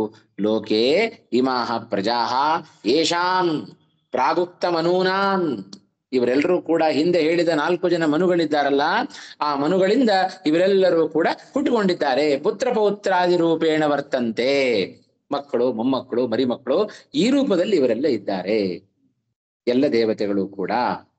ಆದ್ರಿಂದ ಇವರೆಲ್ಲರೂ ಕೂಡ ಮದ್ಭಾವಾಹ, ಮತ್ತ ಸಕಾಶಾತ್ ಜನ್ಮವನ್ನು ಇವರೆಲ್ಲರೂ ಕೂಡ ಪಡೆದುಕೊಂಡವರು. ಆಯ್ತಾ? ಇದೇ ಅಭಿಪ್ರಾಯ ಬರುವಂತೆ ಭಾಗವತದಲ್ಲಿಯೂ ಕೂಡ ಅದನ್ನೇ ಹೇಳ್ತಾರೆ ನೋಡ್ರಿ. ತತಃ ಮನೂನ್ ಸಸರ್ಜಾಂತೆ ಮನಸಾ ಲೋಕಭಾವನಾನ್ ಇತ್ಯುಕ್ತ್ಯ ಬ್ರಹ್ಮಸೃಷ್ಟಾನಾಂ ಸ್ವಯಂಭುವಾದೀನಾಂ ಕಥಂ ಮದ್ಭಾವಾಹ ಇತ್ಯುಕ್ತಿ ಇತಿ ಶಂಕ್ಯಂ. ಇತಿ ನಶಂಕ್ಯಂ, ಅದೇ ಈ ರೀತಿ ಶಂಕೆ ಮಾಡಬೇಡ್ರಿ ಅಂತ ಹೇಳ್ತಾರೆ. ಆಯ್ತಾ? ವಾಸ್ತವಿಕ ನಮಗೆ ಏನ್ ಪ್ರಶ್ನೆ ಬರುತ್ತೆ? ಸ್ವಯಂಭುವಾದಿಗಳು ಅದು ಮನುಗಳು ಅಂತ ಹೆಸರನ್ನ ಪಡ್ಕೊಳ್ಳೋದು ಯಾವಾಗ? ಬ್ರಹ್ಮದೇವರ ಮಾನಸ ಪುತ್ರರಾಗಿದ್ದಾಗ ಅವರಿಗೆ ಈ ಹೆಸರಿಲ್ಲ. ಆಯ್ತಾ? ಯಾರ ಮಕ್ಕಳು ಇವರೆಲ್ಲ? ಪ್ರಿಯವ್ರತಾದಿಗಳ ಮಕ್ಕಳಾಗಿ ಜನಿಸಿದರೆ ಆಗ ಇವರಿಗೆ ಮನುಗಳು ಅಂತ ಹೆಸರು ಬರುತ್ತೆ. ಹೌದೋ ಇಲ್ಲೋ? ಬ್ರಹ್ಮದೇವರ ಮಾನಸ ಪುತ್ರರಾದಾಗ ಇವರಿಗೆ ಮನುಗಳು ಅಂತ ಹೆಸರಿಲ್ಲ. ಆದ್ರೆ ಹೇಗೆ ಈ ವ್ಯವಹಾರವನ್ನು ಮಾಡೋದು? ಅದಕ್ಕೆ ಕೃಷ್ಣ ಹೇಳಿದ, ರಾಯರು ನಮಗೆ ಕೊಟ್ಟದ್ದು, ಇವರುಗಳೇ ಮಕ್ಕಳು ಮೊಮ್ಮಕ್ಕಳಾಗಿ ಇವರು ಹುಟ್ಟುಕೊಂಡ್ರು ಅಂತ ಹೇಳಿ. ಅಲ್ಲಿ ಒಂದು ಸಣ್ಣ ಸಂಶಯ ಬರುತ್ತೆ. ಈ ಸಂಶಯವನ್ನು ನಿವಾರಣೆ ಮಾಡೋದು ಹೇಗೆ ಅಂತ ಕೇಳಿದ್ರೆ, ಇವರು ಬ್ರಹ್ಮದೇವರ ಮಾನಸ ಪುತ್ರರಾಗಿದ್ದಾಗ ಯಾವ ದೇಹವನ್ನ ಇಟ್ಟುಕೊಂಡಿದ್ರೋ ಆ ದೇಹವನ್ನ ಬಿಡದೇನೆ ಇವರ ಪ್ರಿಯವ್ರತಾದಿಗಳಿಗೆ ಇವರೆಲ್ಲ ಮಕ್ಕಳು ಮೊಮ್ಮಕ್ಕಳಾಗಿ ಇದೇ ದೇವತೆಗಳು ಹುಟ್ಟುಕೊಂಡಿದ್ದಾರೆ. ಆದ್ರಿಂದ ಕೃಷ್ಣ ಏನ್ ಹೇಳಿದ?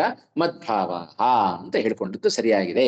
ಇವರೆಲ್ಲ ಅವರೇ, ಇವರು ಮನುಗಳೇ, ದೇವತೆಗಳು. ಯಾಕೆ ಅಂದ್ರೆ ಬ್ರಹ್ಮದೇವರ ಮನಸ್ಸಿನಿಂದ ಹುಟ್ಟಿದಾಗ ಏನ್ ದೇಹ ಇತ್ತೋ ಅದೇ ದೇಹ ಅದು ಹಾಗೆ ಕಂಟಿನ್ಯೂ ಆಯ್ತು. ಆ ದೇಹವನ್ನು ಬಿಡ್ಲೇ ಇಲ್ಲ. ಬ್ರಹ್ಮದೇವರ ಮಾನಸ ಪುತ್ರರು ಹೌದು, ಪ್ರಿಯವ್ರತಾದಿಗಳು ಇವರೇ ಮಕ್ಕಳು ಮೊಮ್ಮಕ್ಕಳಾಗಿ ಹುಟ್ಟಿದ್ದಾರಾದ್ರಿಂದ ಇವರು ಮನುಗಳು ಹೌದು. ಹೀಗೆ ಪರಸ್ಪರ ಬರುವ ವಿರೋಧವನ್ನ, ಸಂಶಯವನ್ನ ನಾವು ಹೀಗೆ ಪರಿಹಾರವನ್ನ ಮಾಡಿಕೊಳ್ಳಬೇಕು. ಇದೇ ಅಂಶವನ್ನ ವಿವೃತಿಯ ಕೊನೆ 4 ಅಲೆಯ ವಾಕ್ಯಗಳಲ್ಲಿ ರಾಯರದನ್ನು ಉಲ್ಲೇಖ ಮಾಡಿದರು. ನೋಡ್ರಿ, ಸರಿಯಾಗಿ ಗಮನಿಸ್ಕೊಳ್ಳಿ. ಆಯ್ತಾ? ಮದ್ಭಾವಾಹ ಇತ್ಯನ್ವಯ. ಇಷ್ಟಾದ ಮೇಲೆ ನಚ ಅನ್ನೋದು ಎಲ್ಲಿಗನ್ವಯ? ಅದು ಮದ್ಭಾವಾಹ ಇತಿ ನಶಂಕ್ಯಂ. ಅಲ್ಲಿವರೆಗೂ ಪೂರ್ವ ಪಕ್ಷ. ಆಯ್ತಾ? ಕೊನೆಗೆ ಒಂದು 2 ಲೈನ್ ಆದ್ಮೇಲೆ ಬಂತು ನೋಡಿ, ಇತಿ ಶಂಕ್ಯಂ ಅಂತಿದೆಯಲ್ಲ, ಇಲ್ಲಿ ನಚ ಅನ್ನೋದನ್ನ ಅಲ್ಲಿ ಸೇರಿಸ್ಕೊಳ್ಬೇಕು. ಇತಿ ನಚ ಶಂಕ್ಯಂ. ಈ ರೀತಿ ಶಂಕೆ ಮಾಡಬೇಡಿ. ಏನ್ ಶಂಕೆ ಬರ್ತಿತ್ತು ಅಂತ ಹೇಳಿದ್ರೆ, ತತಃ ಮನೂನ್ ಸಸರ್ಜಾಂತೆ ಮನಸಾ ಲೋಕ ಭಾವನಾನ್ ಇತ್ಯುಕ್ತ್ಯ. ಭಾಗವತ ಹೀಗೊಂದು ಮಾತನ್ನ ಹೇಳ್ತಾ ಇದೆ. ಆಯ್ತಾ?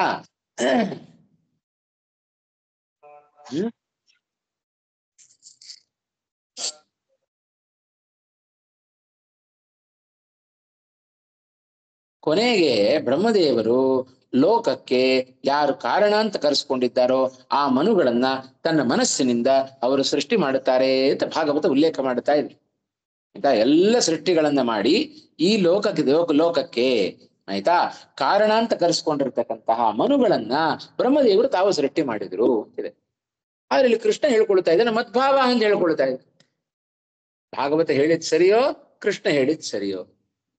ಆದ್ರೆ ಬ್ರಹ್ಮದೇವರು ಮನುಗಳನ್ನ ಮನಸ್ಸಿನಿಂದ ಸೃಷ್ಟಿ ಮಾಡಿದರು ಅಂತ ಭಾಗವತ ಹೇಳ್ತಾ ಇದೆ.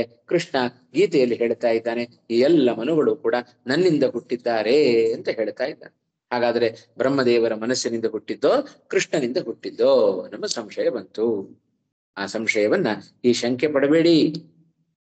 ಇತಿ ನಚ ಶಂಕ್ಯಂ. ಆಯ್ತಾ? ಯಾಕೆ ಅಂದ್ರೆ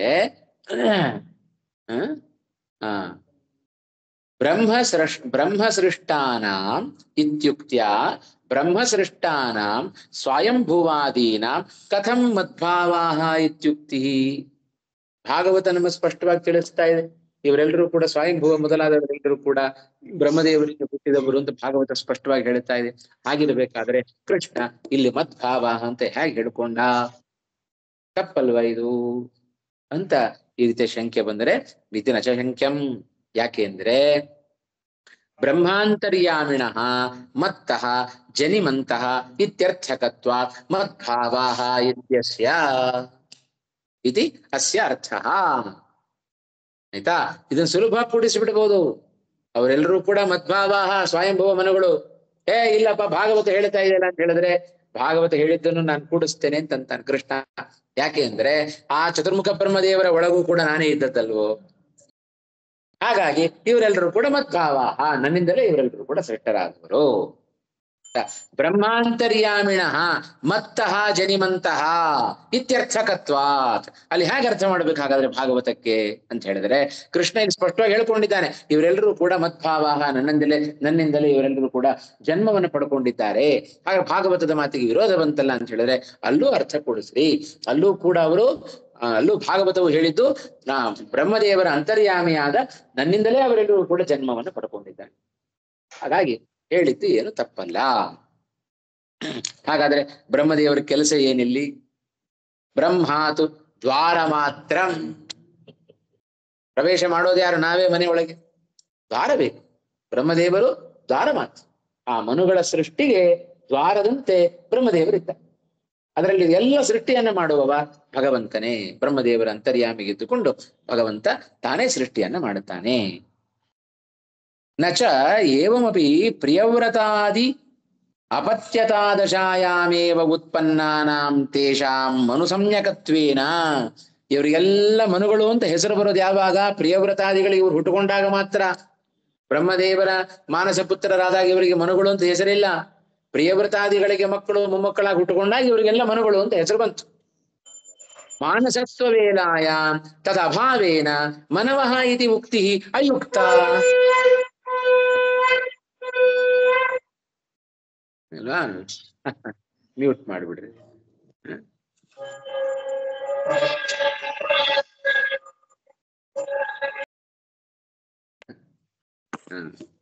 ಸರಿ. ವೇಲಾಯಾಮ್ ಅಂದ್ರೆ ಮಾನಸತ್ವ ವೇಲಾಯಾಮ್ ಅಂದ್ರೆ ಅವರಿಗೆ ಮಾನಸತ್ವ ಇರುವಾಗ, ಅಂದ್ರೆ ಬ್ರಹ್ಮದೇವರ ಮನಸ್ಸಿನಿಂದ ಅವರು ಜಾತರಾದಾಗ ಅವರಿಗೆ ಮನುಗಳು ಅಂತಿಲ್ಲ. ತದಭಾವೇನ ಮನವಃ ಇತಿ ಉಕ್ತಿ ಅಯುಕ್ತ, ಹಾಗಾದ್ರೆ ಅವರನ್ನ ಮನುಗಳು ಅಂತ ಕರೆಯೋದು ಸರಿ ಅಲ್ವಲ್ಲ. ಇತ್ಯಪಿ ನಚವಾಚ್ಯಂ, ಹೀಗೂ ಹೇಳಿಬೇಡಿ. ಯಾಕೆ ಅಂದ್ರೆ ಮಾನಸ ದೇಹ ಅತ್ಯಾಗೇನೈವ, ಹುಷಾರಾಗಿ ಓದ್ಬೇಕದನ್ನ ನಿವೃತ್ತಿಯನ್ನ. ಮಾನಸ ದೇಹ ತ್ಯಾಗೇನ ಅಂತ ಹೇಳಬಾರ್ದು, ದೇಹಾತ್ಯಾಗೇನ, ಬಹಳ ಹುಷಾರಾಗಿರ್ಬೇಕು. ನನಗೆ ಕನ್ಫ್ಯೂಸ್ ಆಗೋಯ್ತು, ಏನಿದು ದೇಹತ್ಯ ಮೊದಲು ಹಾಗೆ ಓದ್ಕೊಂಡ್ಬಿಟ್ಟಿದ್ದೆ ನಾನು. ಆಯ್ತಾ, ಏನ್ ಯಾಕೆ ಕೂಡಿಸೋದು ಇದನ್ನ, ಎಲ್ಲಿದೆ ಈ ವರ್ಷ ವಿಷಯ ಅಂತ ನೋಡಿದ್ರೆ ಆಮೇಲೆ ದೀರ್ಘ ಕಣ್ಣಿಗೆ ಬಿತ್ತು. ಓ ಹಾಗಾದ್ರೆ ಕನ್ಫ್ಯೂಸ್ ಆಗೋದು ಸಹಜ ಇದು ಅಂತ ಹೇಳಿ, ದೇಹಾತ್ಯಾಗೇನ ಮಾನಸ ದೇಹ ಅತ್ಯಾಗೇನೈವ ಪ್ರಿಯವ್ರತಾದೌ ಉತ್ಪನ್ನಾನ ದ್ವಯೋಹೋ ದೇಹಯೋಹೋ ಐಕ್ಯೇನ. ಬ್ರಹ್ಮದೇವರ ಮನಸ್ಸಿನಿಂದ ಹುಟ್ಟಿದ ದೇಹ, ಪ್ರಿಯವ್ರತಾದಿಗಳಿಂದ ದೇಹ, ಹುಟ್ಟಿದ ದೇಹ ಎರಡೂ ಕೂಡ ಒಂದೇ. ಯಾಕೆಂದ್ರೆ ಆ ಹಿಂದಿನ ದೇಹವನ್ನ ಅವರು ತ್ಯಾಗ ಮಾಡಲೇ ಇಲ್ಲ, ಅದೇ ದೇಹದಿಂದಲೇ ಅವರ ಮಕ್ಕಳಾಗಿ ಅವರು ಹುಟ್ಟುಕೊಂಡಿದ್ದಾರೆ. ಇತಿ ಮಾನಸತ್ವೋಪತ್ತೇಹೇ ಇತ್ಯೇತತ್ ಭಾಷ್ಯ ಟೀಕಾಯಾಮೇವ ಉಕ್ತೇಹೇ. ಭಾಷ್ಯ ಮತ್ತು ಟೀಕೆಯಲ್ಲಿ ಹೇಳಿದ ಅಂಶಗಳನ್ನ ನಾನಿಲ್ಲಿ ಉಲ್ಲೇಖ ಮಾಡ್ತಾ ಇದ್ದೇನೆ ಅಂತ ರಾಯರು ತಿಳಿಸಿಕೊಟ್ರು. ಹಾಗಾಗಿ ಇವರೆಲ್ಲರೂ ಕೂಡ ಮನುಗಳು ಹೌದು. ಆಯ್ತಾ, ಇವರೆಲ್ಲ ಮನುಗಳು ಅಂತ ಕರೆಸ್ಕೊಳ್ಳೋದು ಪ್ರಿಯವ್ರತಾದಿಗಳಿಗೆ ಮಕ್ಕಳಾದಾಗ. ಬ್ರಹ್ಮದೇವರ ಮಾನಸ ಪುತ್ರರಾದಾಗ ಇವರಿಗೆ ಮನುಗಳು ಅನ್ನುವ ವ್ಯವಹಾರ ಇಲ್ಲ. ಹಾಗಾದ್ರೆ ಇಲ್ಲಿ ವ್ಯವಹಾರವನ್ನು ಹೇಗೆ ಮಾಡಿದ ಕೃಷ್ಣ ಪರಮಾತ್ಮ ಅಂತ ಹೇಳಿದ್ರೆ ಅದಕ್ಕೆ ಕಾರಣವನ್ನ ಭಾಷ್ಯದಲ್ಲಿ ಮತ್ತು ಟೀಕೆಯಲ್ಲಿ ಜಯತೀರ್ಥರು ಬರೆದಿದ್ದಾರೆ. ಅದನ್ನ ಇಲ್ಲಿ ಉಲ್ಲೇಖ ಮಾಡೋದ್ರ ಮೂಲಕ ಈ ಬರುವ 2 ಪ್ರಶ್ನೆಗಳಿಗೆ ಉತ್ತರವನ್ನು ನಾವು ಸುಲಭವಾಗಿ ಗಮನಿಸಿಕೊಳ್ಳಬಹುದು. ಇವೆಲ್ಲ ನೀವು ಅನುವಾದಗಳಿಗೆ ಇಂಥದನ್ನು ಜೋಡಿಸ್ಕೊಳ್ಬೇಕು. 2 ಪ್ರಶ್ನೆ 2 ಮುಖ್ಯವಾಗಿ ಬ್ರಹ್ಮದೇವರ ಮನಸ್ಸಿನಿಂದ. ಆಮೇಲೆ ಹುಟ್ಟಿದವರು ಒಂದು ಅತ್ರಿಗಳಲ್ಲಿ ಒಂದು ಕಷ್ಟಪಡುತ್ತೆ ಈ ಋಷಿಗಳಲ್ಲಿ, ಈ ಪ್ರಿಯವ್ರತಾದಿಗಳಲ್ಲಿ ಜನಿಸಿಲ್ಲ. ಯಾಕೆ ಮುಂದೆಲ್ಲ ಅದೇ ಪರಂಪರೆ ಮುಂದುವರ್ಕೊಂಡು ಹೋಗುತ್ತಲ್ಲ. ಹುಟ್ಟಿದ್ದೆಲ್ಲೇ ಋಷಿಗಳಲ್ಲಿ ಎಲ್ಲ ದೇವತೆಗಳು ಹುಟ್ಟಿದ್ದು ಕಶ್ಯಪರಲ್ಲಿ, ಆಮೇಲೆ ಕಶ್ಯಪ ಮತ್ತು ಅದಿತಿಯರಲ್ಲಿ ಅಂತ. ಆಮೇಲೆ ಈ ಇವ್ರದ್ದು ಏನ್ ಗೊತ್ತಾಗಿಲ್ಲ, ಈ ಸಪ್ತರ್ಷಿಗಳು ಈ ಮನುಗಳು ಬಂದಿದ್ದು ಸಪ್ತರ್ಷಿಗಳ ಪರಂಪರೆಯಲ್ಲಿ, ಅಂದ್ರೆ ಲೋಕದಲ್ಲಿ ಲೋಕ ಜನ ಎಲ್ಲ ಬಂದಿದ್ದು ಈ ಸಪ್ತರ್ಷಿಗಳಿಂದ ಬಂದಿದ್ದು, ಈ ಮನುಗಳಿಂದ ಬಂದಿದ್ದು. ನೋಡ್ರಿ, ಮೊದಲಿದ್ದನ್ ಸರಿಯಾಗಿ ಅರ್ಥ ಮಾಡ್ಕೊಳ್ರಿ. ಆಯ್ತಾ, ಮೊದಲನೇ ಅರ್ಥದಲ್ಲಿ ಇದಷ್ಟಕ್ಕೂ ಮೂಲಕ್ ಒಂದು ಅರ್ಥ ಬರೋದು. ಆಯ್ತಾ, ಇದಕ್ಕೇನು ಭಾಷ್ಯದಲ್ಲಿ ಏನು ಬರೀತಾರೆ ಶ್ರೀಮದಾಚಾರ್ಯರು? ಎಷ್ಟನೇ ಶ್ಲೋಕ? 6-5. ಹಾ,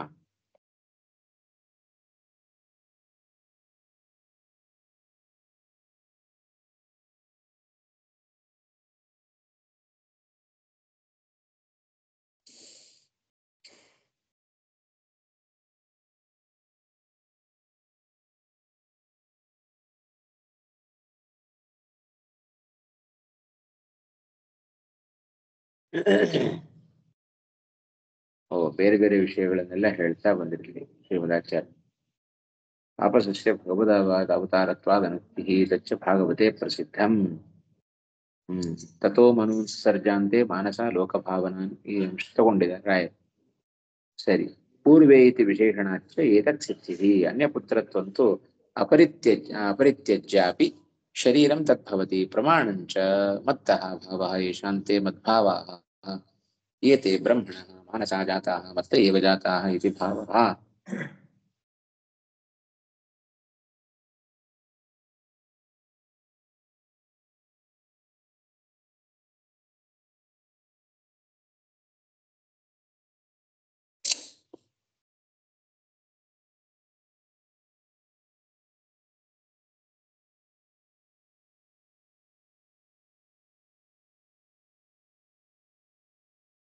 ಈಗ ನೀವೇನ್ ಪ್ರಶ್ನೆ ಮಾಡಿದ್ದು? ವಿಷಯ ಬರುವುದೇನು ಅಂತಂದ್ರೆ ಇಲ್ಲಿ ವಿವರಣೆ ಕೊಟ್ರು ಇಲ್ಲಿ ದೇವತೆಗಳು ಏನೋ, ದೇವತೆಗಳ ಜಾತಿಗಳು ಏನೋ ಎಲ್ಲ. ಹೌದು. ಮನಸ್ಸಿಗೆ ಪ್ರಸಕ್ತವಾದ ವಿಚಾರ ಅಲ್ಲೇ ಅಲ್ಲ. ಈ ಪ್ರಸಕ್ತವಾದ ವಿಚಾರ ಏನು, ಈ ಲೋಕದಲ್ಲಿ ಇರುವಂತಹ ಲೋಕ ಜನ ಈ ಮನುಗಳಿಂದ ಬಂದ್ರು, ಋಷಿಗಳಿಂದ ಬಂದ್ರು.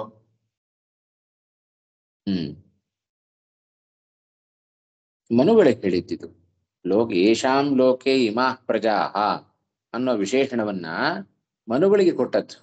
ಅಂದ್ರೆ ಈ ಪ್ರಸಕ್ತ ಏನು ಮಾನವ ಜನಾಂಗ ಇದೆ, ಇದಕ್ಕೆಲ್ಲ ಮೂಲ ಪುರುಷರು ಅವರು, ಆಯ್ತಾ, ಮನುಗಳು. ಆಯ್ತಾ? ಈ ಸಪ್ತ ಋಷಿಗಳಿಗೂ ಮನುವಿನಿಂದನೇ ಬಂದ ಹೆಣ್ಮಕ್ಳಿಂದಾನೇ ಬಂದಿರೋದ್ರಿಂದ ಎರಡನ್ನು ಕೂಡಿಸ್ಬೋದಲ್ವಾ ಆಚಾರ್ಯ? ಯಾಕೆ 4 ಜನ ತೆಗೆದುಕೊಂಡ್ರು ಅಂತ ಹೇಳಿದ್ರೆ, ಆಯ್ತಾ, ಇದು ಈ ಮುಂದೆ ಏನ್ ಬರ್ತಾರಲ್ಲ ಇವ್ರ ನಂತರದಲ್ಲಿ ಬರ್ತಕ್ಕಂಥವ್ರು, ಆಯ್ತಾ, ಇದು ಈ ಒಂದು ಗುಣ ಈ ಮಾನವ ಜನಾಂಗಕ್ಕೆ ಈ 4 ಜನ ಮೂಲ ಪುರುಷರು, ಆಯ್ತಾ, ಮನುಗಳು. ಇವ್ರ ನಂತರದಲ್ಲಿ ಬರುವವರಿಗೆ ಈ ವಿಶೇಷಣ ಸೇರೋದಿಲ್ಲ ಅಂತ ಹೇಳ್ತಾರೆ, ಇರೋದಕ್ಕೆ ಕಾರಣ ಆಗೋದಿಲ್ಲ ಅಂತ. ಆದ್ದರಿಂದ ಈ ಮನುಗಳನ್ನ ಯಾಕೆ ನೀವು ಹೇಳಿದ್ರಲ್ಲ, ಇವ್ರ 4 ಜನರನ್ನ ಮಾತ್ರ ಯಾಕೆ ಹೆಸರು ತಗೊಂಡ್ರು ಅಂತ ಹೇಳಿದ್ರೆ, ಇವರ ನಂತರದಲ್ಲಿ ಬರತಕ್ಕಂಥವರಿಗೆ ಈ ಒಂದು ಮಾನವ ಜನಾಂಗದ ಮೂಲ ಕಾರಣತ್ವ ಇವರ ನಂತರದಲ್ಲಿ ಬರುವ ಮನುಗಳಿಗಿಲ್ಲ ಅಂತ ಸ್ಪಷ್ಟಪಡಿಸ್ತಾರೆ. ಹಾಗಾಗಿ ಕೃಷ್ಣ ಪರಮಾತ್ಮ ಈ 4ರನ್ನ ಇಲ್ಲಿ ತಾನು ಉಲ್ಲೇಖ ಮಾಡ್ತಾ ಇದ್ದಾನೆ. ಶ್ರೀಪದಾಚಾರ್ಯ ಉಲ್ಲೇಖ ಮಾಡಿದ್ದು ಇದೇ ಉದ್ದೇಶಕ್ಕೋಸ್ಕರ. ಸ್ವಯಂಭುವ, ಸ್ವಾರೋಚಿಷ, ರೈವತ ಮತ್ತೆ ಉತ್ತಮ. ಆಯ್ತಾ? ಇವರಿಲ್ಲೇ ಚತ್ವಾರಹ ಮನವ ಅಂತ ತಗೊಳ್ಬೇಕು. 4 ಜನ ಮನುಗಳು ಅಂತ ಹೇಳಿದ್ರೆ ಈ 4ರನ್ನು ಮಾತ್ರ ತೆಗೆದುಕೊಳ್ಳಬೇಕು. ಉಳಿದವರನ್ನ ಯಾಕೆ ತಗೊಳ್ಳಿಲ್ಲ ಅಂತ ಹೇಳಿದ್ರೆ, ನಮ್ಮ ಪ್ರಸಕ್ತ ಏನ್ ಬೇಕಾದ್ದು? ನನ್ನಿಂದಲೇ ಜಗತ್ತು ಸೃಷ್ಟಿ, ಭೂತಗಳ ಸೃಷ್ಟಿ ಅದು ನನ್ನಿಂದ ಅಂತ ಕೃಷ್ಣ ಹೇಳ್ಕೊಂಡು ಅಲ್ಲಿ ಹೊರಟದ್ದು ನಮ್ಮ ಪ್ರಧಾನವಾದ ಪ್ರಶ್ನೆ ಅಲ್ವಾ. ನನ್ನಿಂದಲೇ ಎಲ್ಲ ಮಾನವರು ಹುಟ್ಟಿದ್ದಾರೆ, ಭೂತಗಳೆಲ್ಲ ನನ್ನಿಂದಲೇ ಹುಟ್ಟುತ್ತಾರೆ. ಯಾರ್ಯಾರು ಹುಟ್ಟುತ್ತಾರೆ ನನ್ನಿಂದ ಅಂತ ಹೇಳಿಕೊಳ್ಳುವ ಸಂದರ್ಭಗಳಲ್ಲಿ ಈ ವಿಷಯಗಳನ್ನೆಲ್ಲ ಹೇಳ್ತಾ ಬಂದ. ಪ್ರಧಾನವಾಗಿ 4 ಜನ ಮನುಗಳನ್ನ ನಾನೇ ಸೃಷ್ಟಿ ಮಾಡಿದೆ ಅಂತ. ಯಾಕೆ ಈ 4 ಜನರನ್ನಷ್ಟೇ ತೆಗೆದುಕೊಂಡದ್ದು ಅಂತ ಹೇಳಿದ್ರೆ, ಮುಂದಿನ ಮಾನವ ಜನಾಂಗದ ಸೃಷ್ಟಿಗೆ ಮೂಲ ಕಾರಣರು ಈ 4 ಮಂದಿ ಮಾತ್ರ, ಉಳಿದವರಿಗೆ ಈ ಕಾರಣತ್ವ ಇಲ್ಲ. ಹಾಗಾಗಿ ಉಳಿದವರನ್ನ ಕೃಷ್ಣ ಪರಮಾತ್ಮ ತಾನು ಬಿಟ್ಟುಬಿಟ್ಟ. ಆಯ್ತಾ? ಸ್ವಯಂಭುವಿನ ಮಗ ಯಾರು? ಅವನೇ ಪ್ರಿಯವ್ರತ ಅಲ್ವಾ. ಸ್ವಯಂಭುವಿನ ಮಗ ಅವ ಪ್ರಿಯವ್ರತ.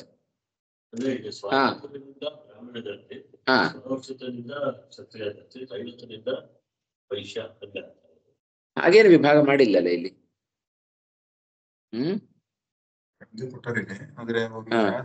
ಎಲ್ಲಿ ಕೊಟ್ಟಿದ್ದಾರೆ?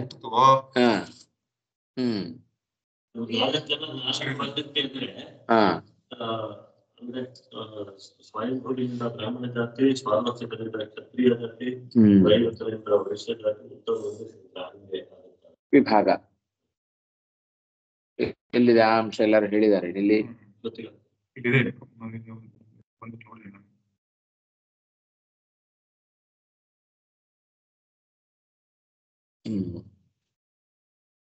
ಸರಿ, ಈಗ ಇಷ್ಟ ಅಂಶ ನೋಡೋಣ ಇವಾಗ. 40 ಆಗೋಯ್ತು. ಆಯ್ತಾ? ಇಷ್ಟು ವಿವೃತ್ತಿ ಅಂತೂ ಇಷ್ಟು ಮುಗಿಸಿದ್ದೇವೆ. ಇದರಲ್ಲಿ ವಿಶೇಷ ಅಂಶಗಳನ್ನ ಮುಂದಿನ ತರಗತಿಯಲ್ಲಿ ನಾನು ಹೇಳ್ತೇನೆ.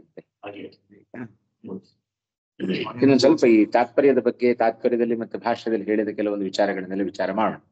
ತುಂಬಾ ಹೇಳಿದ್ದಾರೆ, ಇದನ್ನ ತಿಳ್ಕೊಂಡೇ ನಾವು ಮುಂದಕ್ಕೆ ಹೋಗೋಣ. ಇದರಲ್ಲಿ ಭಾಷ್ಯ ಮತ್ತೆ ತಾತ್ಪರ್ಯ ತಿಳ್ಕೊಂಡ್ಬಿಟ್ರೆ ಹೆಚ್ಚಿನ ವಿಷಯಗಳು ಈ ವಿಷಯಕ್ಕೆ ನಮಗೆ ಶ್ಲೋಕಕ್ಕೆ ಗೊತ್ತಾಗ್ತವೆ.